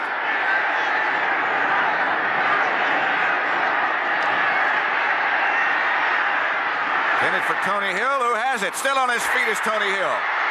Hill breaks to the middle. Tony Hill threw a shoe at the 20-yard line, but he'll have a Dallas first down deep in Giant territory. Bill Courier. It was just a matter of time. You know, Tony Hill had dropped 2 passes in the first half. This one, he's on Mark Haynes. Now watch the whole thing here. 36 man-to-man. He makes a move. He gets up beyond them. He brings him in a little. He freezes him there, then works back to the outside. Haynes goes for it, just throw right over his shoulder. Now watch here. He makes a little move, and he's going to lose his shoe. Right there. 43-yard gain on that pass hookup. Tony Hill having another outstanding year. Closing in on that 1,000-yard figure for the 3rd consecutive year. If indeed he makes it, and that's never been done by a Cowboy receiver 3 years in a row. End of the 3rd quarter with the score. The Giants 7, the Dallas Cowboys nothing. It is entirely possible that the 3 words parents fear most are some assembly required. So we'd just like you to know that you can easily attach an exciting Atari home video game to your television set in under 5 minutes. That's right, 5 minutes. When you think about that, it's not surprising that Atari makes the world's most popular video game. We at American Tourister know that waiting for every suitcase is the unexpected.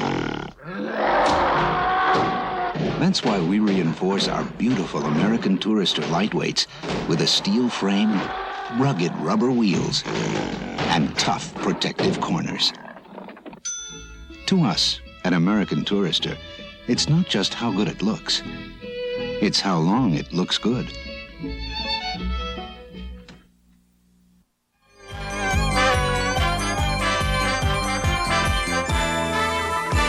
CBS Sports coverage of the National Football League is sponsored by Ford and your Ford dealer, who invite you to test drive the 1982 Ford cars and trucks. IBM, helping put information to work for people. And by Smooth and Mellow Michelob.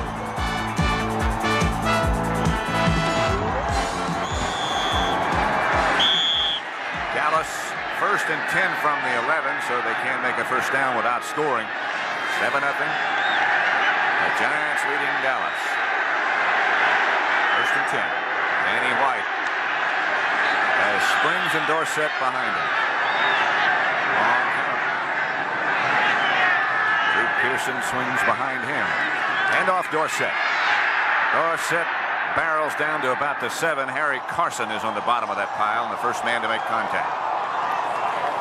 4th quarter scoring for Dallas, 101 points against their opponents' 50.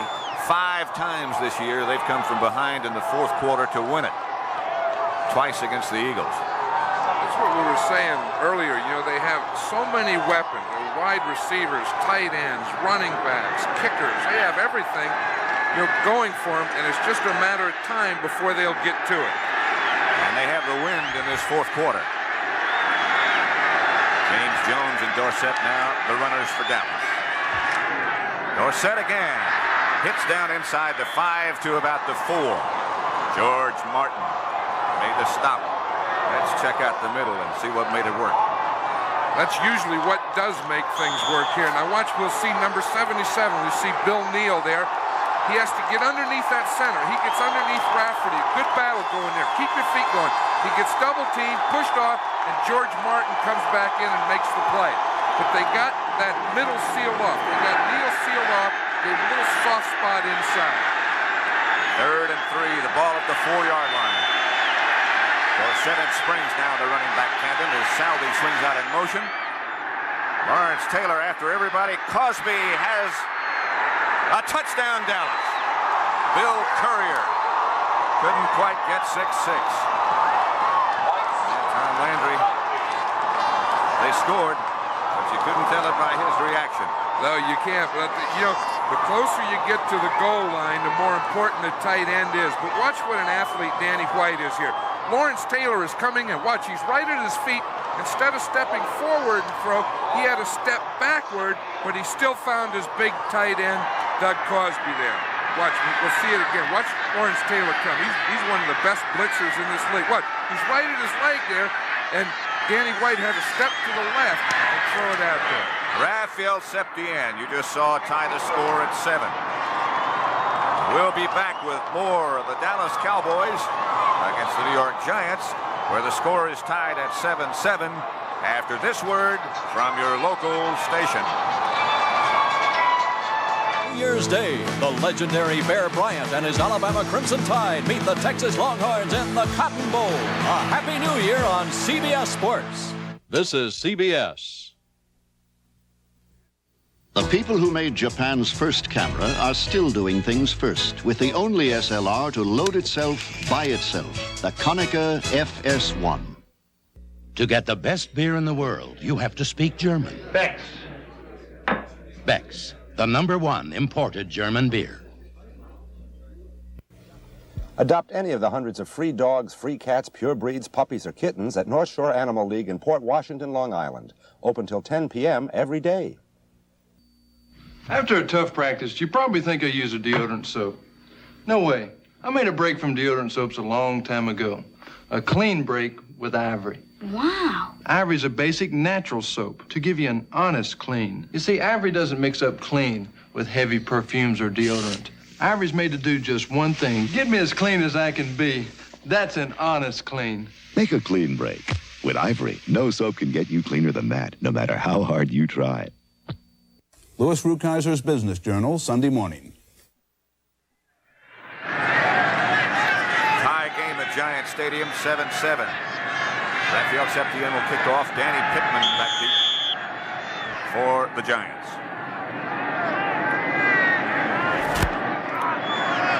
Septien waiting for the ball to get set like he wanted it. Line drive kick. Hits Pittman in the head. Goes into the end zone. They drop it, fumble it, and the Cowboys are there, and the Giants will go from the one. They almost got a safety. Beasley Reese did pick it up, but that almost gave Dallas the lead.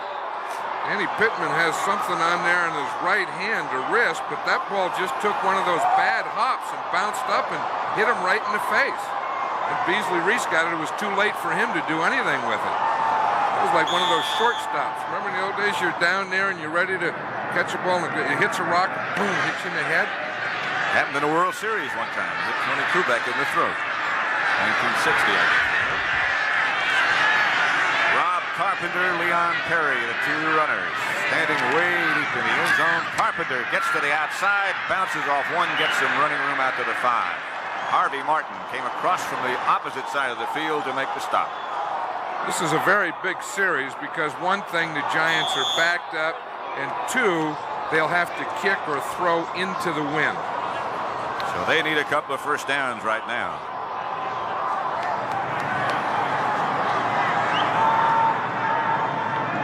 They give Carpenter 4. He got it out for a little bit of breathing room. 2nd and 6. Score tied at 7 in the fourth quarter. 12:40 left to play. Bruner will throw out of his own end zone and does. Young had it and dropped it. Guy Brown. They got the coverage they wanted. Brown out there with him. I'll tell you, you can't ask Scott Bruner to do any more than he did on that play. You know, coming off your goal line and making a throw like he did. That's J.T. Turner. Giants have had some people who appeared earlier to be hurt seriously. And 2 of them have come back. The only one who didn't was Johnny Perkins. J.T. Turner, and he's had a few of those losing, frustrating years around here after spending some time in the World Football League. It is still 7-7, the Dallas Cowboys against the Giants. Look out, world. Here comes Ford EXP. Brand new 2-seat moving to the upbeat. You and me will leave the world behind us. Catch us if you find us. Introducing life's most exciting number, 2.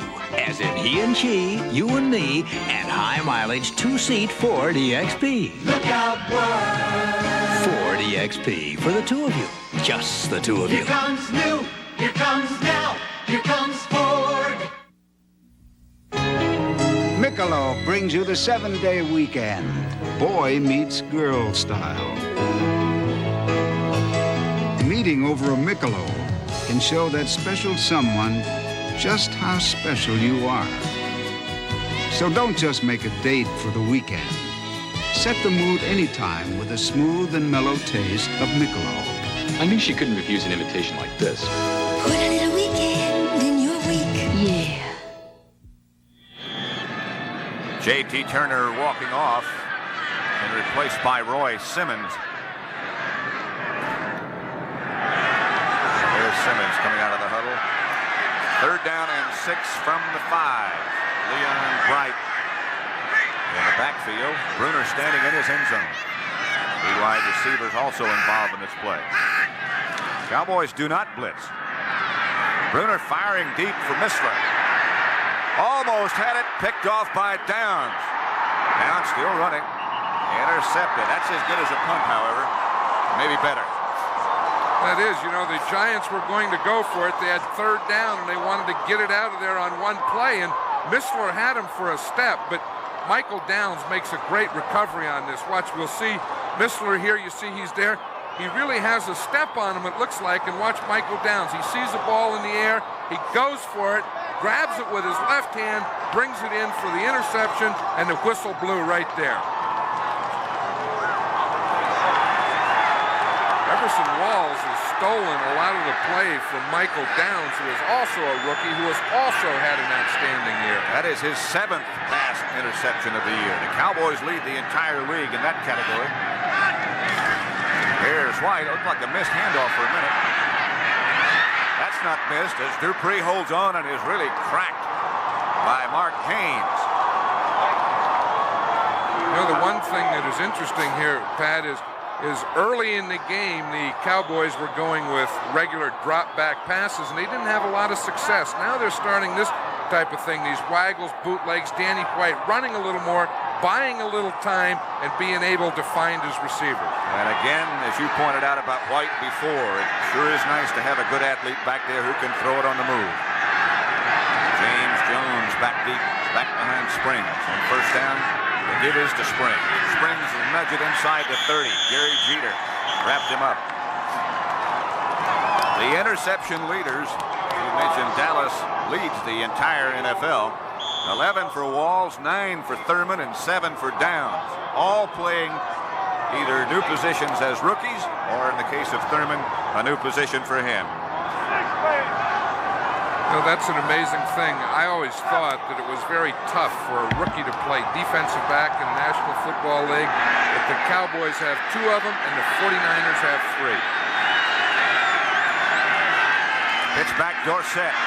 Dorsett rolls down to the 25, and if you're thinking about such things already, they're in Septien's range already.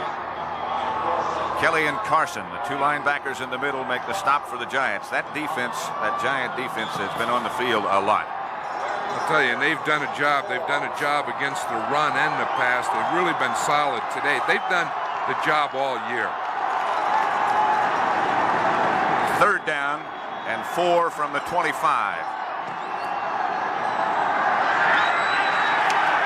Danny White sends Drew Pearson out wide to the left with Doug Crosby.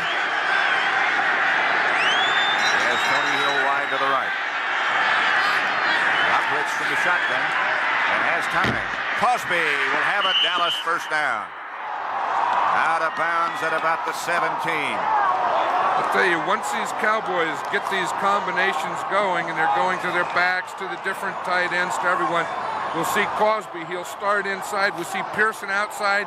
He runs to the inside. Cosby runs to the outside.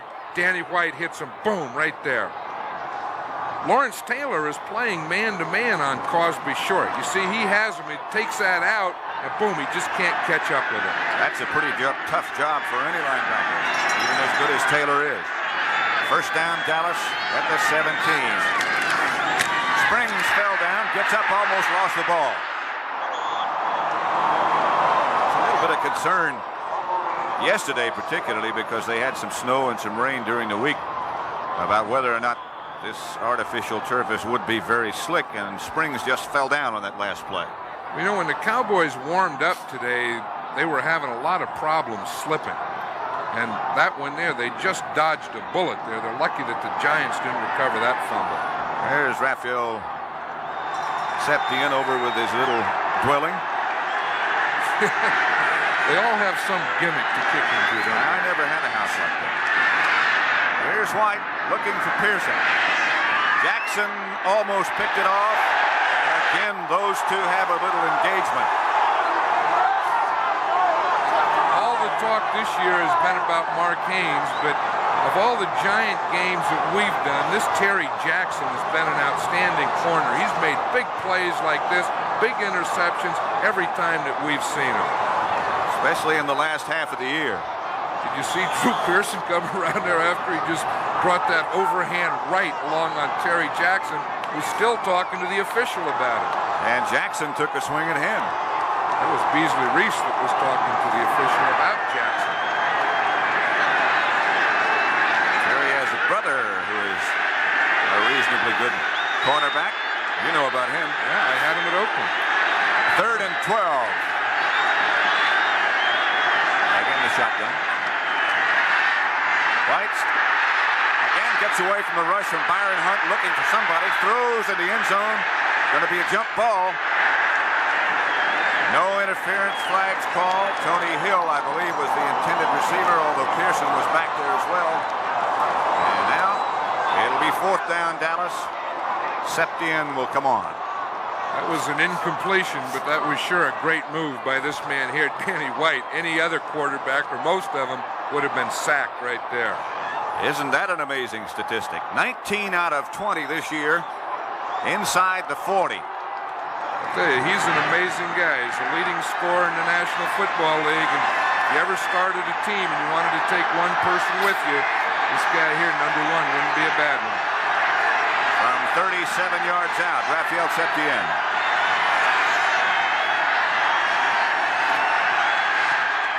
Plenty long enough, and good. And Dallas again has come from behind in the 4th quarter. They haven't won it yet, but they lead with 9:12 left to play, 10-7. Next Sunday, the playoffs begin, and the action is on CBS Sports. Now, through the Super Bowl, stay with the winners, the NFL on CBS Sports. Raphael Septien has Dennis Thurman upholding the ball so it doesn't blow off the tee. Leon Bright back deep for the Giants. Remember, they almost lost it to a safety a minute ago when they mishandled the kickoff. That again is going to be hard to handle. That's Pittman. Bright picks it up. A lot of room. Leon Bright caught from behind by Michael Downs, or he might have taken it all the way back. He had bad ribs. They thought he might have some broken earlier. He almost went all the way. You can see that he has a flak jacket on there, and he came up holding his ribs, but he makes a great move here, and the only one in front of him was the kicker, Raphael Septien, until Michael Downs catches him from behind. Look, Septien takes a shot, just slows him up, and Mike Downs comes in and tackles him from behind. Well, that would have been a score. Giants out quickly. Leon Bright in pain. Bruner drops.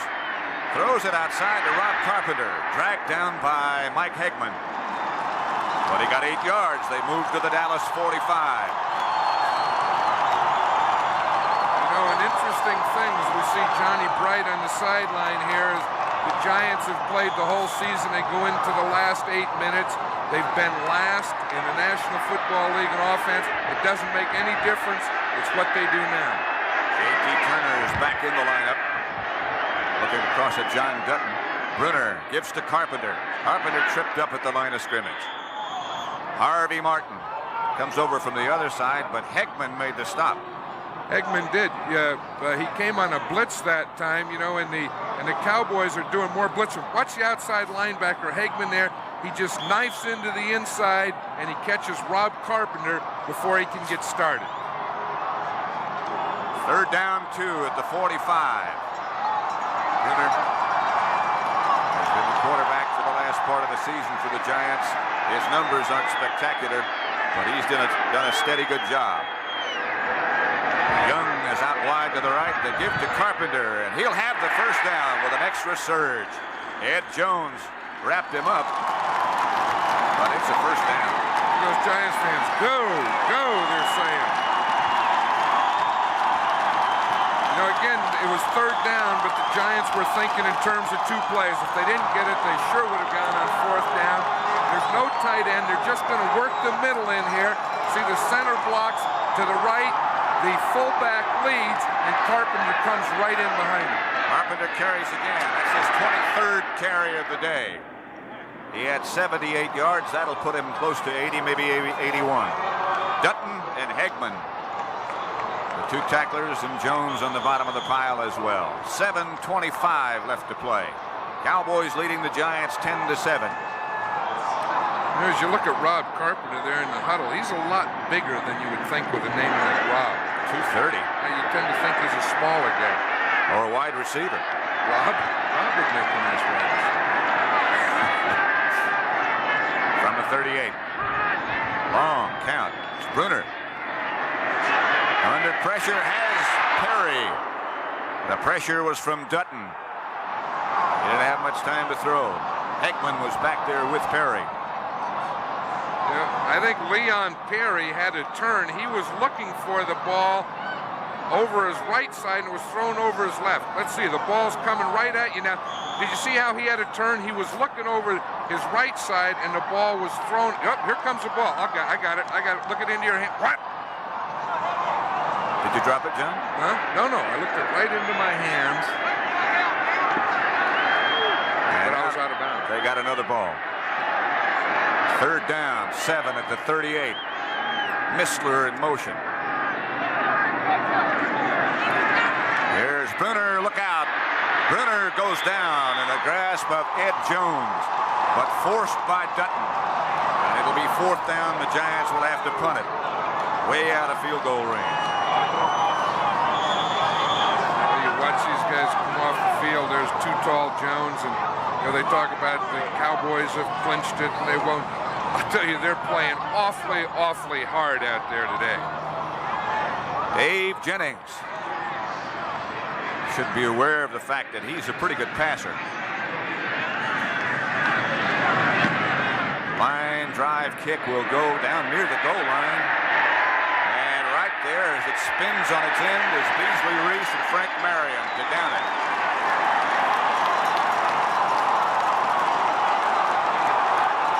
So the Cowboys will take over once again deep in their own territory with 6:23 left to play and leading by 3. For the past 4 years, the Sylvania Superset has beaten RCA and Zenith in an independent test for best overall color picture. What about Sony? And now, for the 5th time, more people once again picked the 19-inch Sylvania Superset over RCA and Zenith for best color picture. What about Sony? And this year, we even tested against Sony and won. The Sylvania Superset. All across the country, you'll see signs announcing the best gas mileage car in America, the Honda Civic 1300 FE, with an estimated EPA 41 miles per gallon and a remarkable 55 estimated highway miles per gallon. Use 41 for comparison. Your mileage may vary. So every time you see this sign, think of this car, the new fuel-efficient Honda Civic. Honda, we make it simple. John, here is good punting technique. It sure is, and this is how a punter stays warm. See, they don't get to run a lot, so they kick it and they run and they see it's good, then they run back the other way. Dave Jennings was happy with that one. He did just what he wanted. Hit on its nose and spun dead on the 5-yard line. And Dallas has the football. Dorsett, the lone runner, behind Danny White. And Dorsett gets hit right at the line of scrimmage. Nothing doing. Lawrence Taylor led the defense. Watch Lawrence Taylor come from the outside. He's right up on the line of scrimmage. He's going to give him what they call a hard corner. Come from the outside. He didn't have a chance, Dorsett, did he? That is a hard corner. The rookie, Lawrence Taylor, second man taken in the draft this year, right after George Rogers. You know, in the 3-man line, that's how you press the run. Instead of playing your linebackers loose, you play them tight. They give Dorsett a yard. Now he moves back deep in the eye with a blocker in front of him, Ron Springs. Handoff Springs. Springs gets a few. Out about to the 9, and there again is number 56, Lawrence Taylor. I don't have to vote for the Rookie of the Year, but if I did, watch this guy here. He takes on Doug Crosby, puts him in the backfield, waits, sees Springs, boom, and takes him down. I'll tell you, great players make great plays when you need them. There are a lot of good rookies this year in the NFL. There are a lot of good players in the Pro Bowl, too. Carson and Taylor, the 2 linebackers from the Giants, and 7 members of the Dallas Cowboys. James Jones and Dorsett as White apparently will throw it. Standing at his end zone, he has run James Jones out of the backfield, and Dallas also has some breathing room.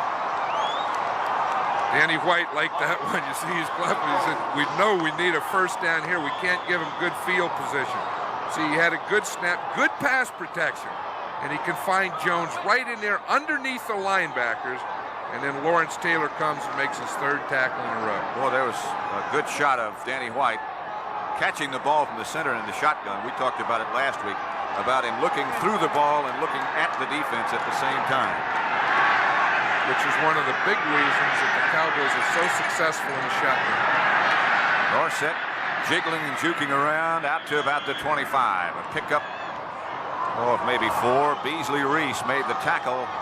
But more importantly now, as far as the Giants are concerned, is the Cowboys with that first down are able to keep the football and keep that clock moving. Less than 4 minutes left to play. Tony Dorsett, 36 yards. He is now 76 yards ahead of George Rogers, who plays tomorrow for the Saints against San Francisco. And you'll see it on CBS in some parts of the country. Jones in motion. Out to Jones. Hit immediately by Terry Jackson. What a play. I tell you, Terry Jackson read that one, and he was right up there. I think what the Cowboys were trying to do is they were trying to get Billy Joe Dupree out to block Terry Jackson. Terry Jackson, watch him, he'll come up. You see Dupree come here? He's trying to get him. He gets there too late. He runs into Jones. He got Jones' helmet right in his midsection, and he had to come out. Boy, now there's a guy whose elevator doesn't go to the top. I suppose you could call him a fan.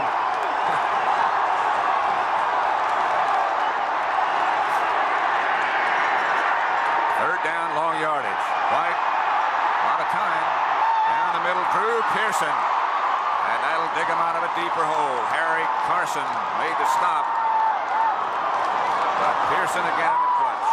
Look at that. You talk about a clutch. Look at that Danny White. Is he a cool guy? Now we see here, they have a slot. We'll see both receivers coming off. Here comes Drew Pearson to the inside. He just works in.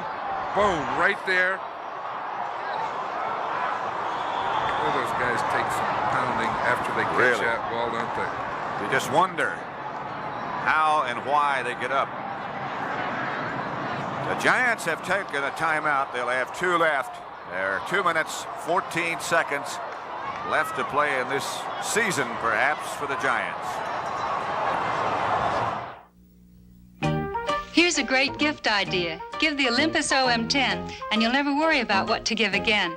Start with the OM10 for great pictures automatically.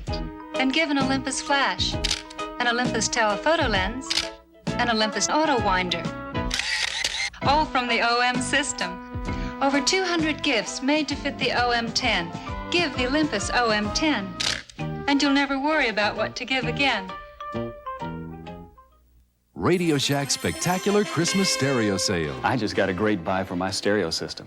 These Radio Shack speakers, on sale now for $39.95 each. That's half price. A real bargain. A two-way bass reflex system, incredible bass, clear crisp highs, and a rich walnut veneer finish. Looks great. Sounds great. Radio Shack's 2-for-1 speaker buy makes stereo really affordable. On sale now for $39.95 each. Only at Radio Shack, your Christmas electronics store.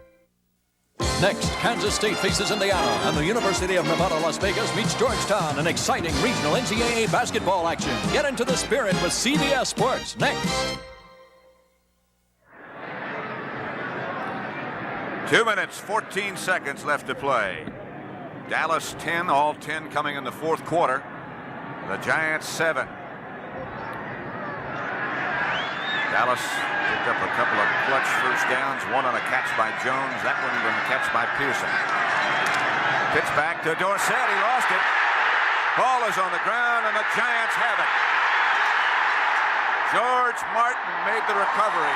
Listen to this crowd. They were ready to sit on their hands, and now they're all standing up.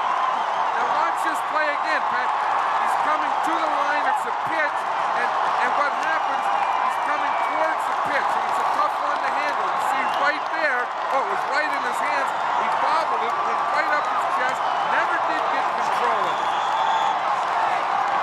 What a big play for the Giants. And George Martin, who's made many big plays in the last 2 weeks, makes another one with that recovery.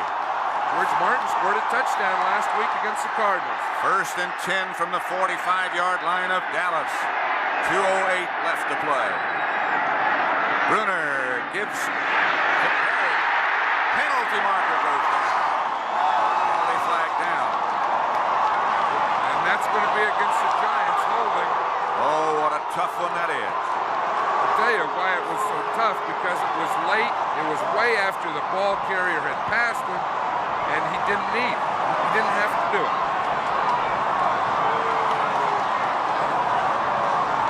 They mark it back into Dallas territory, and now instead of being in plus side, they're in the minus side.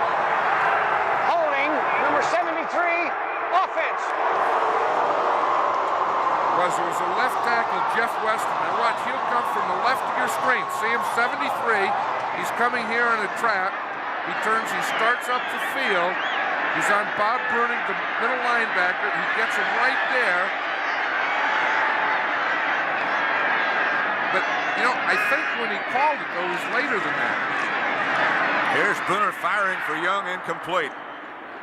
Mike Downs was close. And it'll be 2nd down and 20. That'll clock to stop the clock at the 2-minute warning. And the officials will visit with Perkins and Landry. And with 2 minutes left to play, Dallas still is the owner of a 3-point lead. Michelob brings you the 7-day weekend, downbeat style. Whether it's jazz, classical, country, or rock, music and Michelob is always the perfect arrangement. Because that smooth and mellow taste helps make any time feel a little like a weekend. Put a little weekend in your week. Pat Summerall with John Madden at Giant Stadium. Dallas leading 10-7.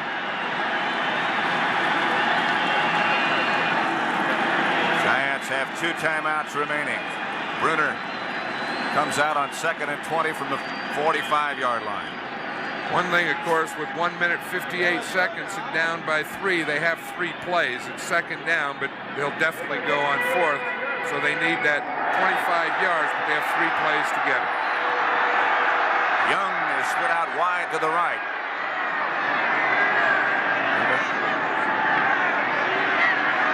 some time, throws out intended for Perry. He just couldn't get it to him. The Dallas defender, Benny Barnes, had slipped down. Perry, you might recall, we thought he had broken a bone in his leg earlier. But now he's back. That really could have been a big play, Pat, because you said Benny Barnes, who was covering Perry, slipped and fell down, and had Perry caught that, there was no one on him. So it'll be 3rd and 20 from the 45.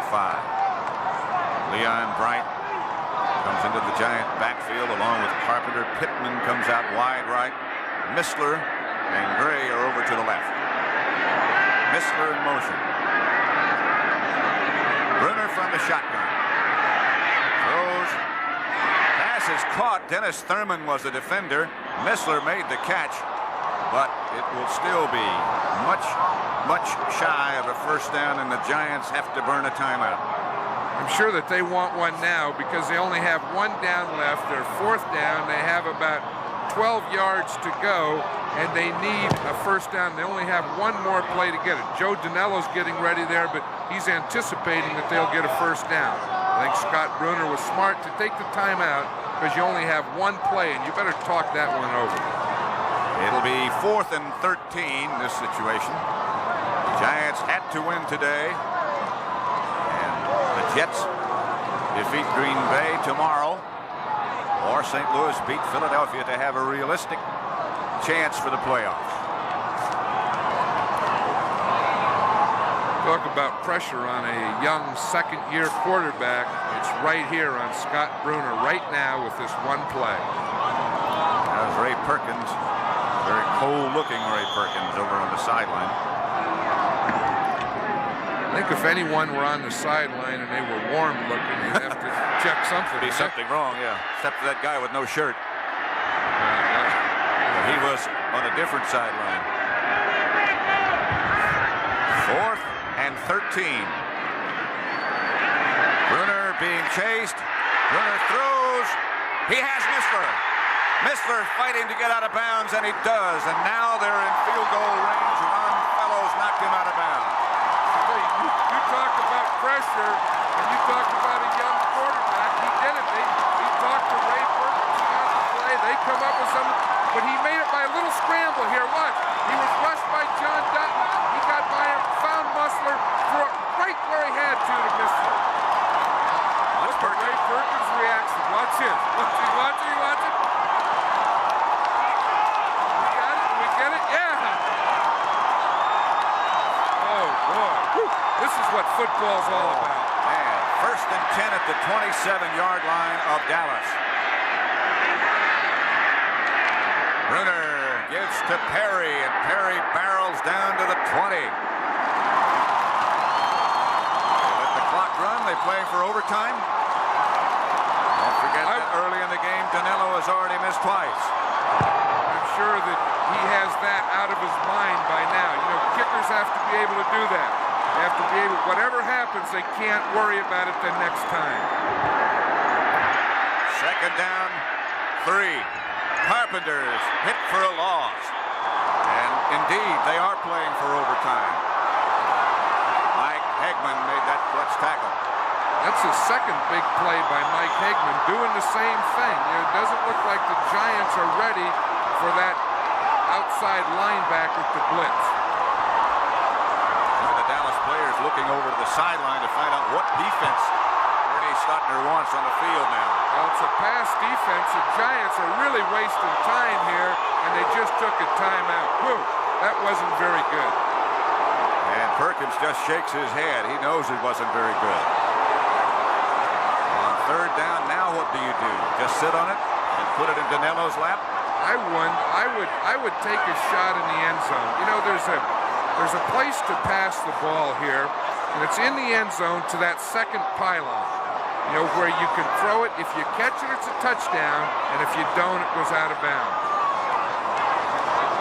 If you're thinking overtime, and obviously Ray Perkins is, and so is Joe Danello, Dallas is 3-1 in overtime games. The Giants are 1-4, and 1-1 this year. They beat Atlanta in overtime. Joe, don't take too many kicks now. You don't want to leave it there in the net. Just take a few, just get warmed up, Save that leg, man. Okay, yeah, that's enough. That's Dave what Jennings just told him. Yep. He doesn't believe it. I remember George Blanda wouldn't do a thing. He would sit on his helmet till it was time to go in. He wanted to save every kick he had. Danilo is up and ready. They have no more timeouts. It's 3rd and 6 from the 23. You know, they have to get the ball in the end zone or out of bounds. They don't want to have to rush this kick. They have made their decision. Cowboys coming on a blitz. Deep for Ernest Gray. Everson Walls back there with him. And whether we play more or whether we stay for a while is all in the hands now of the holder, Scott Brunner, and the kicker, Joe Danilo. It's a lonely feeling. You've been there before. I'll tell you one thing, though. You know, cornerbacks, kickers, quarterbacks, whatever happens, they have to get that last one out of their mind, erase it, because every play is a new one. Danilo from 40 yards away. He'll either make himself a lot of friends or nobody will speak to him for the rest of the year. Right hash mark.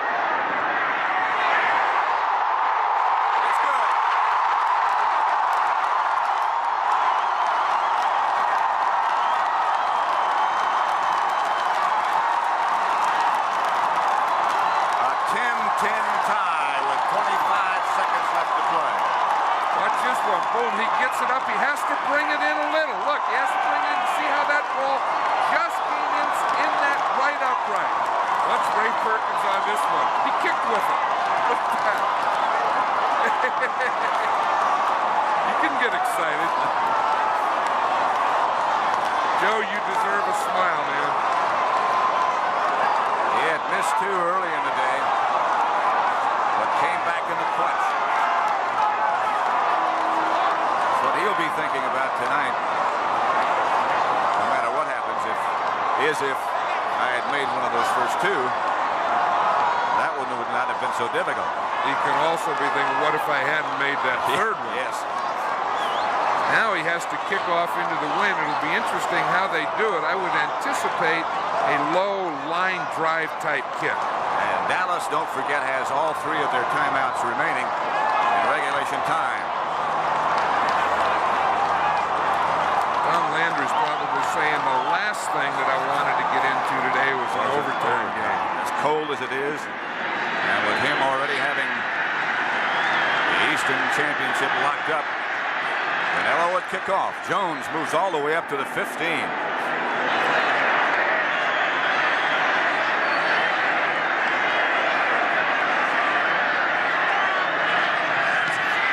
High kick chases Jones back to the 11. Swings upfield, and Jones looked like he had an alley for a minute. The Giants do get him down at about the 27-yard line. 19 seconds left to play in regulation time. We'll have a 3-minute break if we do have overtime. Another coin toss. We'll go 1 extra period, just like they start another game. And now everything has changed. Now I'm sure the Cowboys will go for it. Now we have Rafael Septien warming up down there. Getting ready. He's hoping for a shot before this thing does go into overtime.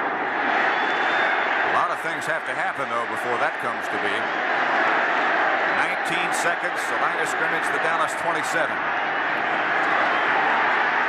Aaron Hunt tried to blitz. Out of bounds, Tony Hill. First down, Dallas. They used 5 seconds. 14 now left. Now the Giants can't play too loose here. See, they're playing to protect a field goal, not a touchdown. And they're just giving too much room out here. See, there's Jackson. He's backing off in a zone, but he has no one out here, no underneath help. You have to protect the sidelines. Listen, Coach, just calm down. I would have loved to have played for you. I've learned a lot working with you. I tell you, these situations, I was a madman. No, I don't believe that.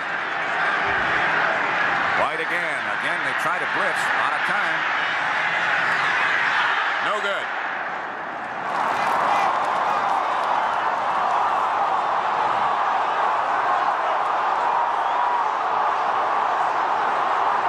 Rafael Septien. What he's thinking is we need one more completion for about 25 yards. What's the end of this? Again, it's a zone. They end up double. Everyone goes up for the ball. Boom, knocked out of bounds. I can't believe they only used 1 second on that play. Well, that's what the Giants were all pointing to the clock and saying that the clock didn't start when the ball was snapped. I think they're going to run some time off here. Let's listen. Pat Haggerty's going to tell us. At 8 seconds, please. That's exactly right. They're going to run it down to 8 seconds.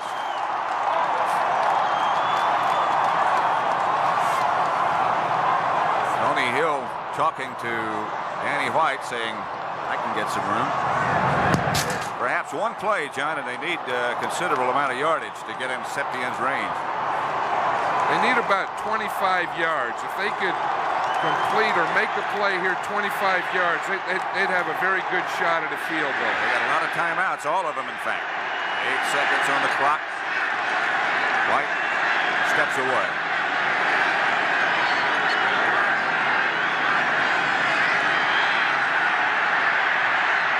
Time caught by Dorsett, and quickly they ask for a timeout, but that's it. We'll go into overtime. Oh, this is what it's all about. This is why we came and why they keep selling out. You know, the Cowboys are complaining, but you know, at the 2-minute you get to designate 2 people that can call timeout. And if it's not one of those 2, anyone else, it doesn't count. Cowboys gathering around Landry, and the same thing is happening on the other side of the field. They're asking to come out and toss the coin.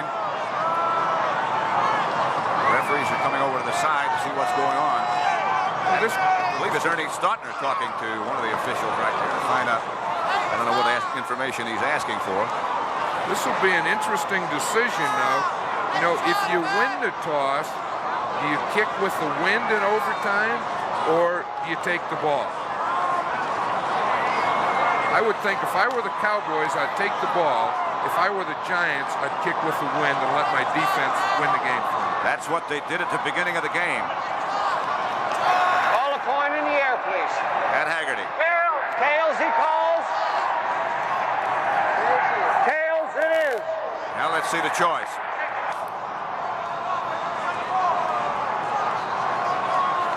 Look like the Cowboys are going to take the win and kick off.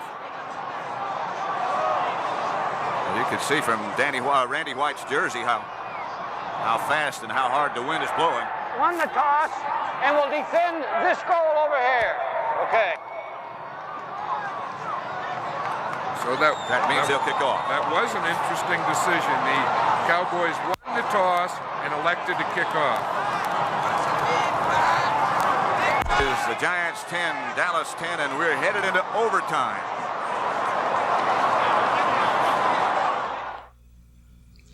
It is entirely possible that the 3 words parents fear most are some assembly required. So we'd just like you to know that you can easily attach an exciting Atari home video game to your television set in under 5 minutes. That's right, 5 minutes. When you think about that, it's not surprising that Atari makes the world's most popular video game. Nobody has to tell me to get on the stick. With the wide stick, I don't waste time or money. See, Speed Stick deodorant is so much wider than the other leading stick.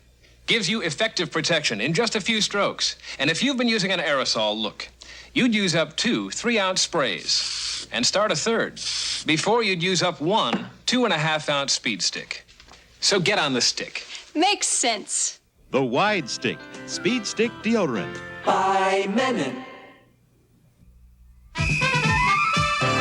Dial It has national sports news. It's more than rational just to call National Sports for all the latest reports. We're talking national sports news. We've got it all. 900. What a wonderful call.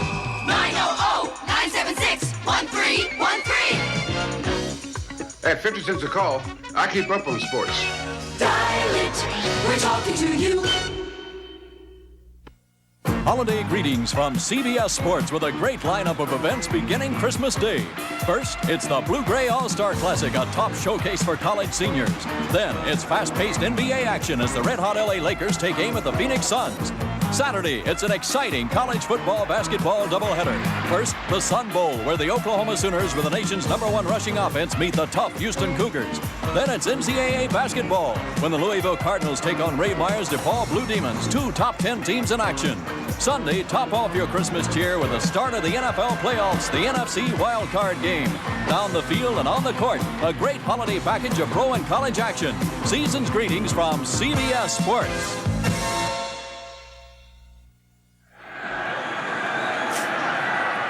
Because we're going into overtime, we're running into those basketball games, but we'll join them as soon as this football game is over.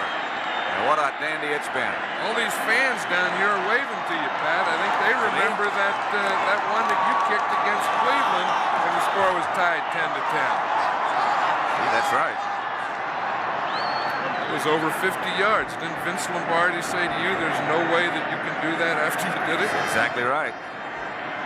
Some of these fans don't look quite old enough to remember that. Yeah, but they've had those seats for that long. That's true. To be sitting in these seats in front of us, you had to be a Giant ticket holder for at least 30 years. Ball again blows off the tee. It's been 18 long years for these fans and the Giant players. None of them have been here that long, but it's been 18 years since the Chicago Bears beat them in the championship game at Wrigley Field that the Giants have been in the playoffs. I'll tell you, I know one man that's real happy with this because I saw him before the game. I'm sure we both did. Wellington Mara. Right. He's been through this, and he deserves everything that they get. Some problem between the official and Thurman and Septien. Hope it's not serious. Septien is teaching Thurman how he wants that ball held. Not too much pressure, he says. Don't push down on it too hard. Let it go when I kick it. Leon Bright, who almost broke one earlier. Septien hits this one better, but Bright will field it, fumbled it, bobbled it at the 2. Bright being chased and around the corner again. Penalty marker down way back inside the 10-yard line. Perry is going to be called for clipping or hitting in the back or whatever. Or one of those blocking above the waist from the back, but it's going to be against Leon Perry. Clipping, number 30 on the return. That's one thing that I'm sure the Giants didn't want, is to get backed up here. It's obvious they didn't want the penalty, but they wanted to get the ball outside of the 20. Watch it on the right side of the picture. We'll see it coming in right here at the end. You see right there coming in right now. He just hits him right in the back. That's why I used to always say, if you can read their name, don't block. Another coaching point. Jimmy the Greek was here with us, Pat, and he said that the percentages are the team that kicks off in overtime usually wins the game. Anybody would know. 10-10 in overtime. Brunner to Carpenter. Carpenter broke one tackle, still fights. He's tough to get down. Mike Downs is the one who held him upright first, and then they got some help from the people in blue. Bob Brennig, the first one there. No question, it must be down in the teens now. The wind still blows. Carpenter got 5 yards. Move it out to the 10, 2nd and 5.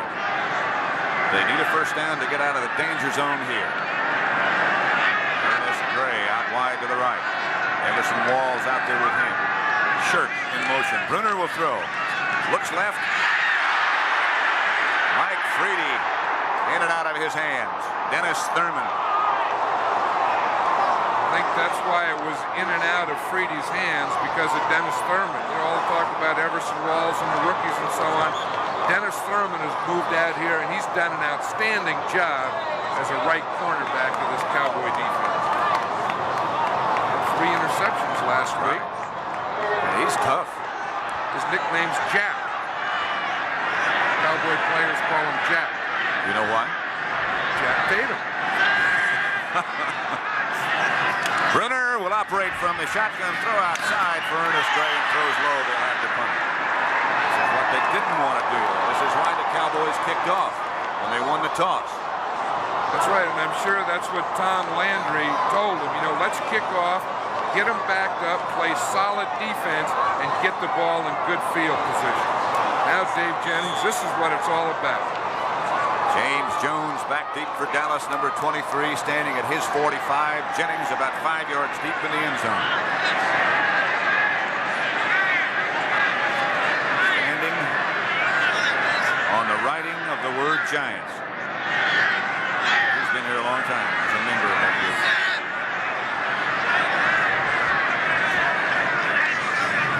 Jennings, a good kick. Chases Jones all the way back to his own territory.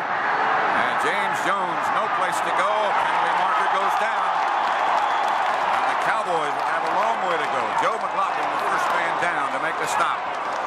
An early penalty marker. I'm sure that was two things that the Cowboys didn't want. One, they didn't want a great punt by Jennings, which they got. And two, they didn't want a penalty, which they also... Illegal use of the hands, above the waist. They'll mark it off against Dallas. Now they need some first downs. He forgot to say from the back. He did. Yeah. It's illegal use of the hands above the waist from the back. Well, he's going to say it again in a minute, so maybe he'll remember. It's got a big play. That's in this year. Illegal use of the hands, pushing in the middle of the back. Number 27, first down. Pushing in the middle of the back. Boy, that's... Didn't even get it right down to the exact spot. In the middle, not high, not low, right in the middle we got. That's being alert. First down, Cowboys, their own 40. Dorsett and Springs still the runner. To his word, Landry has left Dorsett in the whole game. White fakes. They're at the work. Springs has it. Carson takes him out of bounds after a gain of 8. One thing that's obvious this second half is the Giant pass rush isn't getting close to Danny White like they did in the first half, and or maybe the Cowboy protection is much better in the second half. This one is done off a play fake. You see it's from the I formation. Springs is the first back. Dorsett is the second back. He sneaks Springs through and then out to the right flat. 2nd and 2 from the 48. Double tight end setup. Pitch back to Dorsett. Dorsett can't find the handle, and the Giants have it. Lawrence Taylor. Giants have the football. Listen to this stadium. This place is rocking, Pat. Dorsett had a chance to get it back, but it squirted away from him again, and Lawrence Taylor came up with it. Dorsett has been having fumbling problems the last 2 weeks. It's the second one this game. Last week he had 3, but they were able to fall on him. Look, he just can't find the handle on it. He had it, he lost it, and right there at the end it popped out again for the 3rd time. And so the Giants need a couple of first downs. We're in overtime. And Canelo better start getting loose again. Carpenter. Wrapped up by Hegman right at the line of scrimmage.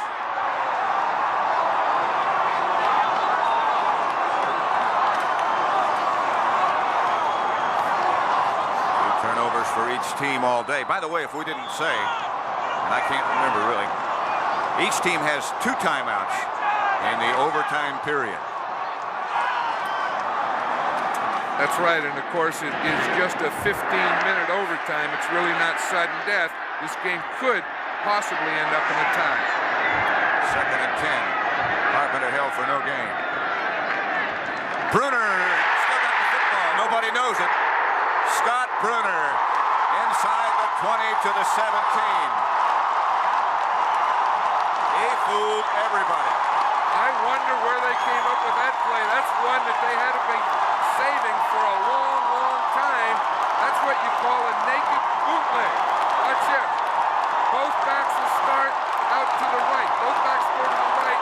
There's no one leading for Bruner. He just faked, kept the ball, and look at all that green out there until Dennis Thurman arrived. I wonder if Bruner told anybody he was going to keep it. Probably not. other than Perkins told him. 23 yards on the bootleg by Bruner. That was a heck of a call. Oh, wow. Bruner, pitch back Perry.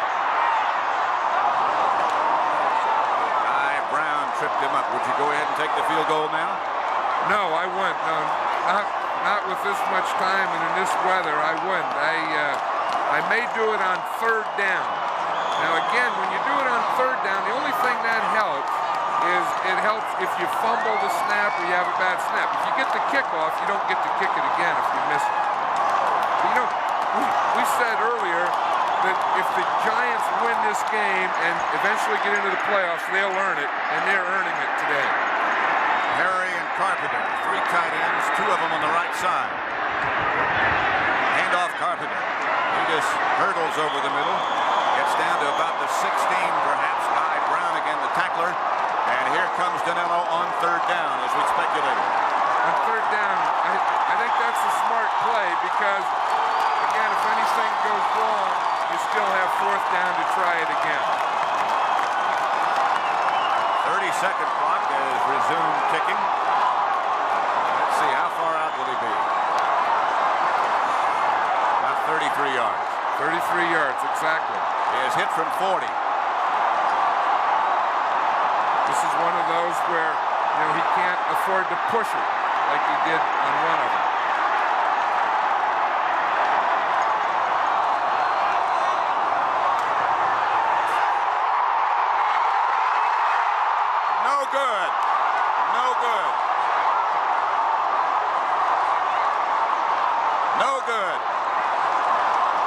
Perkins is saying, what do you have to do? That one hit the upright. Well, this has been a tough day for Joe Danilo. Watch the Cowboys are all waving their arms, trying to distract him. Again, he gets it out, and you know, he pushed it again a little too much, and it just hit that right upright. Hit the inside of the upright on the right side. You talk about a game of inches. Watch Ray Perkins.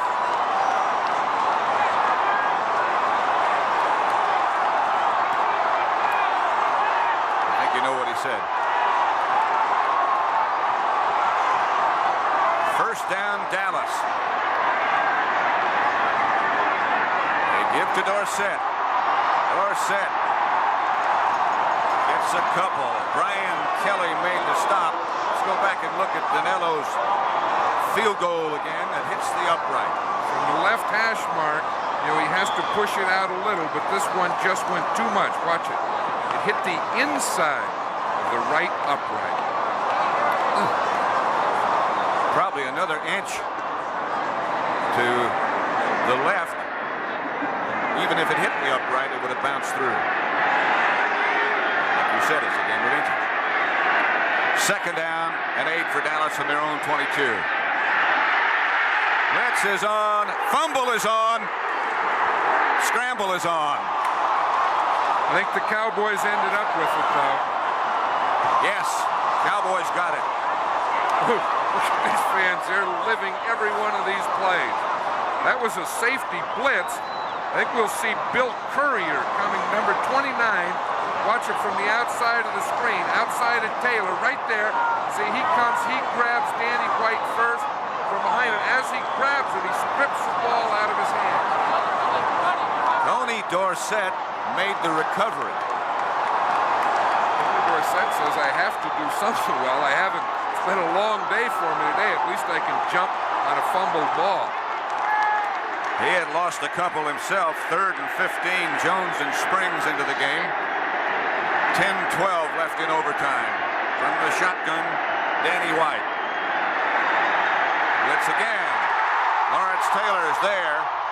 Picked off by Byron Hunt. Still on his feet. Byron Hunt puts the Giants back in business.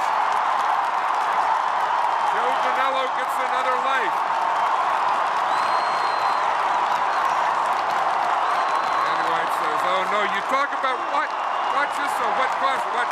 From the right, we'll see Lawrence Taylor, a rookie. He comes, he flushes White out, and now who intercepts the ball? The rookie linebacker from the other side, Byron White. I mean, You know, these two guys are really going to be linebackers of the future for this team. They both are big. They both are very quick. From the 25, first and 10 Giants. 9:57 left in overtime, and have you seen that sight before? Brunner gives Carpenter a yard. Ed Jones. You know, I would do one thing for Joe Danello here. If I'm going to play for a field goal, instead of putting it on the left hash mark where he has to push it, or putting it on the right hash mark where he has to hook it, I would put the ball by running it right in the middle of the field. I know he'd appreciate that. 2nd and 8. Pitch back to Carpenter, nothing doing. Ed Jones hit him behind the line of scrimmage. Gordon King disgusted with himself. A Giant is down. Rob Carpenter, I think. That's who it is. He's had a full day's work, this guy.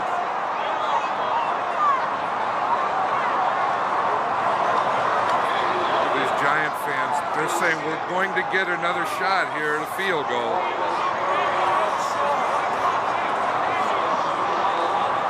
Let's watch again. We'll see Carpenter here, I formation. It's a little flip. Boom. He really didn't get started, and it looked like as someone was coming by him, Harvey Martin may have kicked him in the head. Got his knee. Looked like it could have been in the head and also in the middle of the back. So it'll be 3rd down Giants. Now do you go ahead and kick it on 3rd down? No, I wouldn't. I would still run one more play to the left to get the ball right in the middle of the field. Scott Brunner has been over to talk.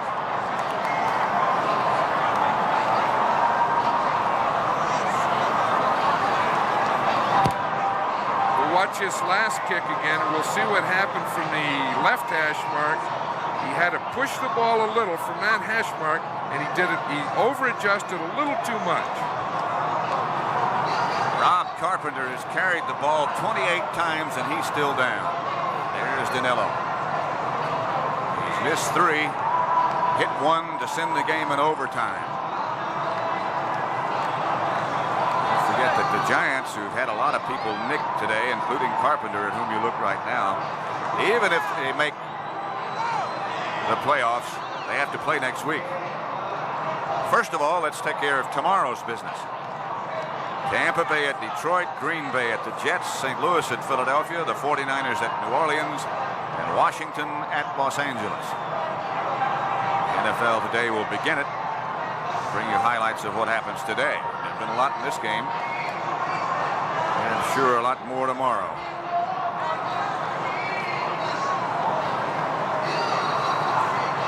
You know, anytime that a player gets a head or neck injury, they're very, very safe. They keep them on the ground as long as they can. Now watch right there at the end when Harvey Martin came across. They're just getting Rob Carpenter up now. He's a little woozy at the moment. Look at the knees. That's how you can tell. If there can be something fortunate about that, it is that the knees look like they're functioning okay, except wobbling a bit. It'll be 3rd down and 11 from the 26. And Brunner has gotten his instructions from Ray Perkins. They did not use a timeout. They still have 2. 3 wide receivers. Brunner under the center. Mistler in motion. Brunner fires to the right. He has Mistler, and Mistler gets out of bounds. And once again, Danello will have a shot but from the right hash mark. Right, the last one that he missed was from the left hash mark. He had to push. This one, he'll have to bring it in a little hook on it. It was like the first one he missed in the first half. This one will be from 35 yards away. He looks determined to get this one. I would say he's going to poke this one through, right through the middle. A lot of folks here will hope you're right, John. It's 10-10. We're at 8:47 left in overtime. Danello pops this one. That one is good. And the Giants stay alive.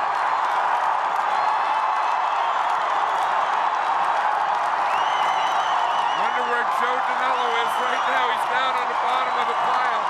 I'll tell you one thing, that's why you never get down on a kicker. He's going to get another chance. He had a tough time, but when it was all down there, he came down here and won this game.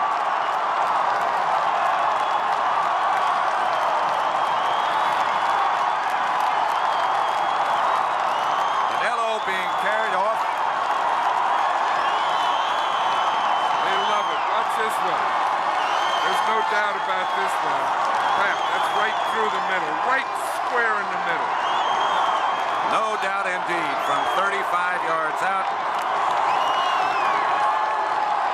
Danilo in the middle of that mob of photographers and players. And Perkins, Ray Perkins, keeps his team chances alive to get into the playoffs. There's a happy person. Santa Claus is happy. Everyone's happy in Giant Stadium. Number 18 gives the Giants a chance for the playoffs after 18 years. That's appropriate.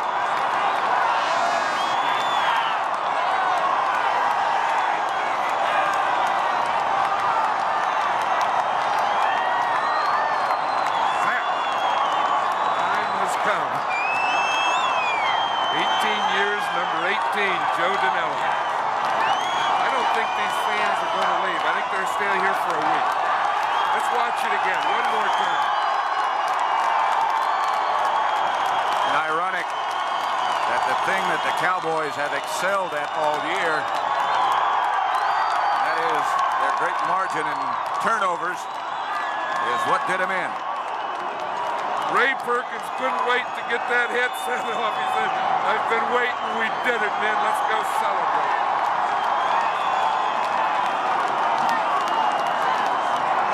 Well, we said at the beginning that there has probably never been a weekend of football in New York like what is coming up. And we got it off to a pretty good start, didn't we? Again, Joe Danilo. What happened to him?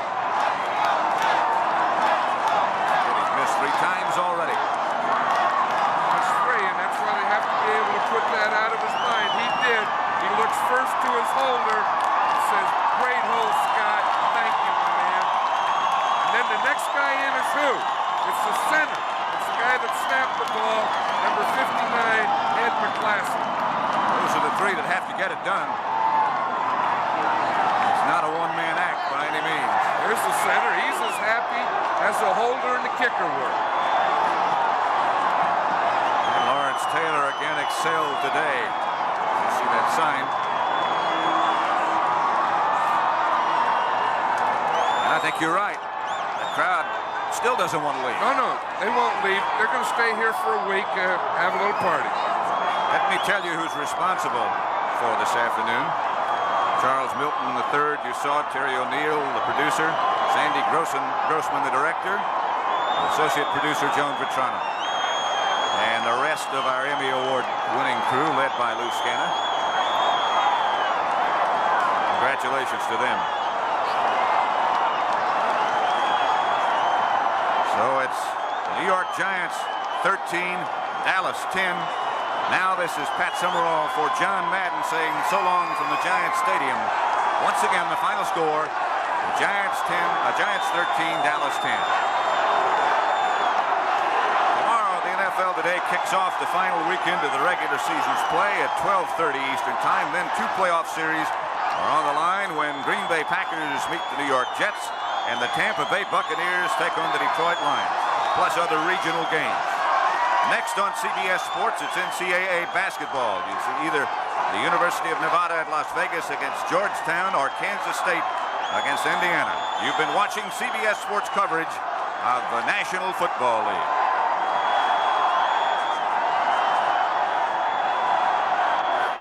This is CBS.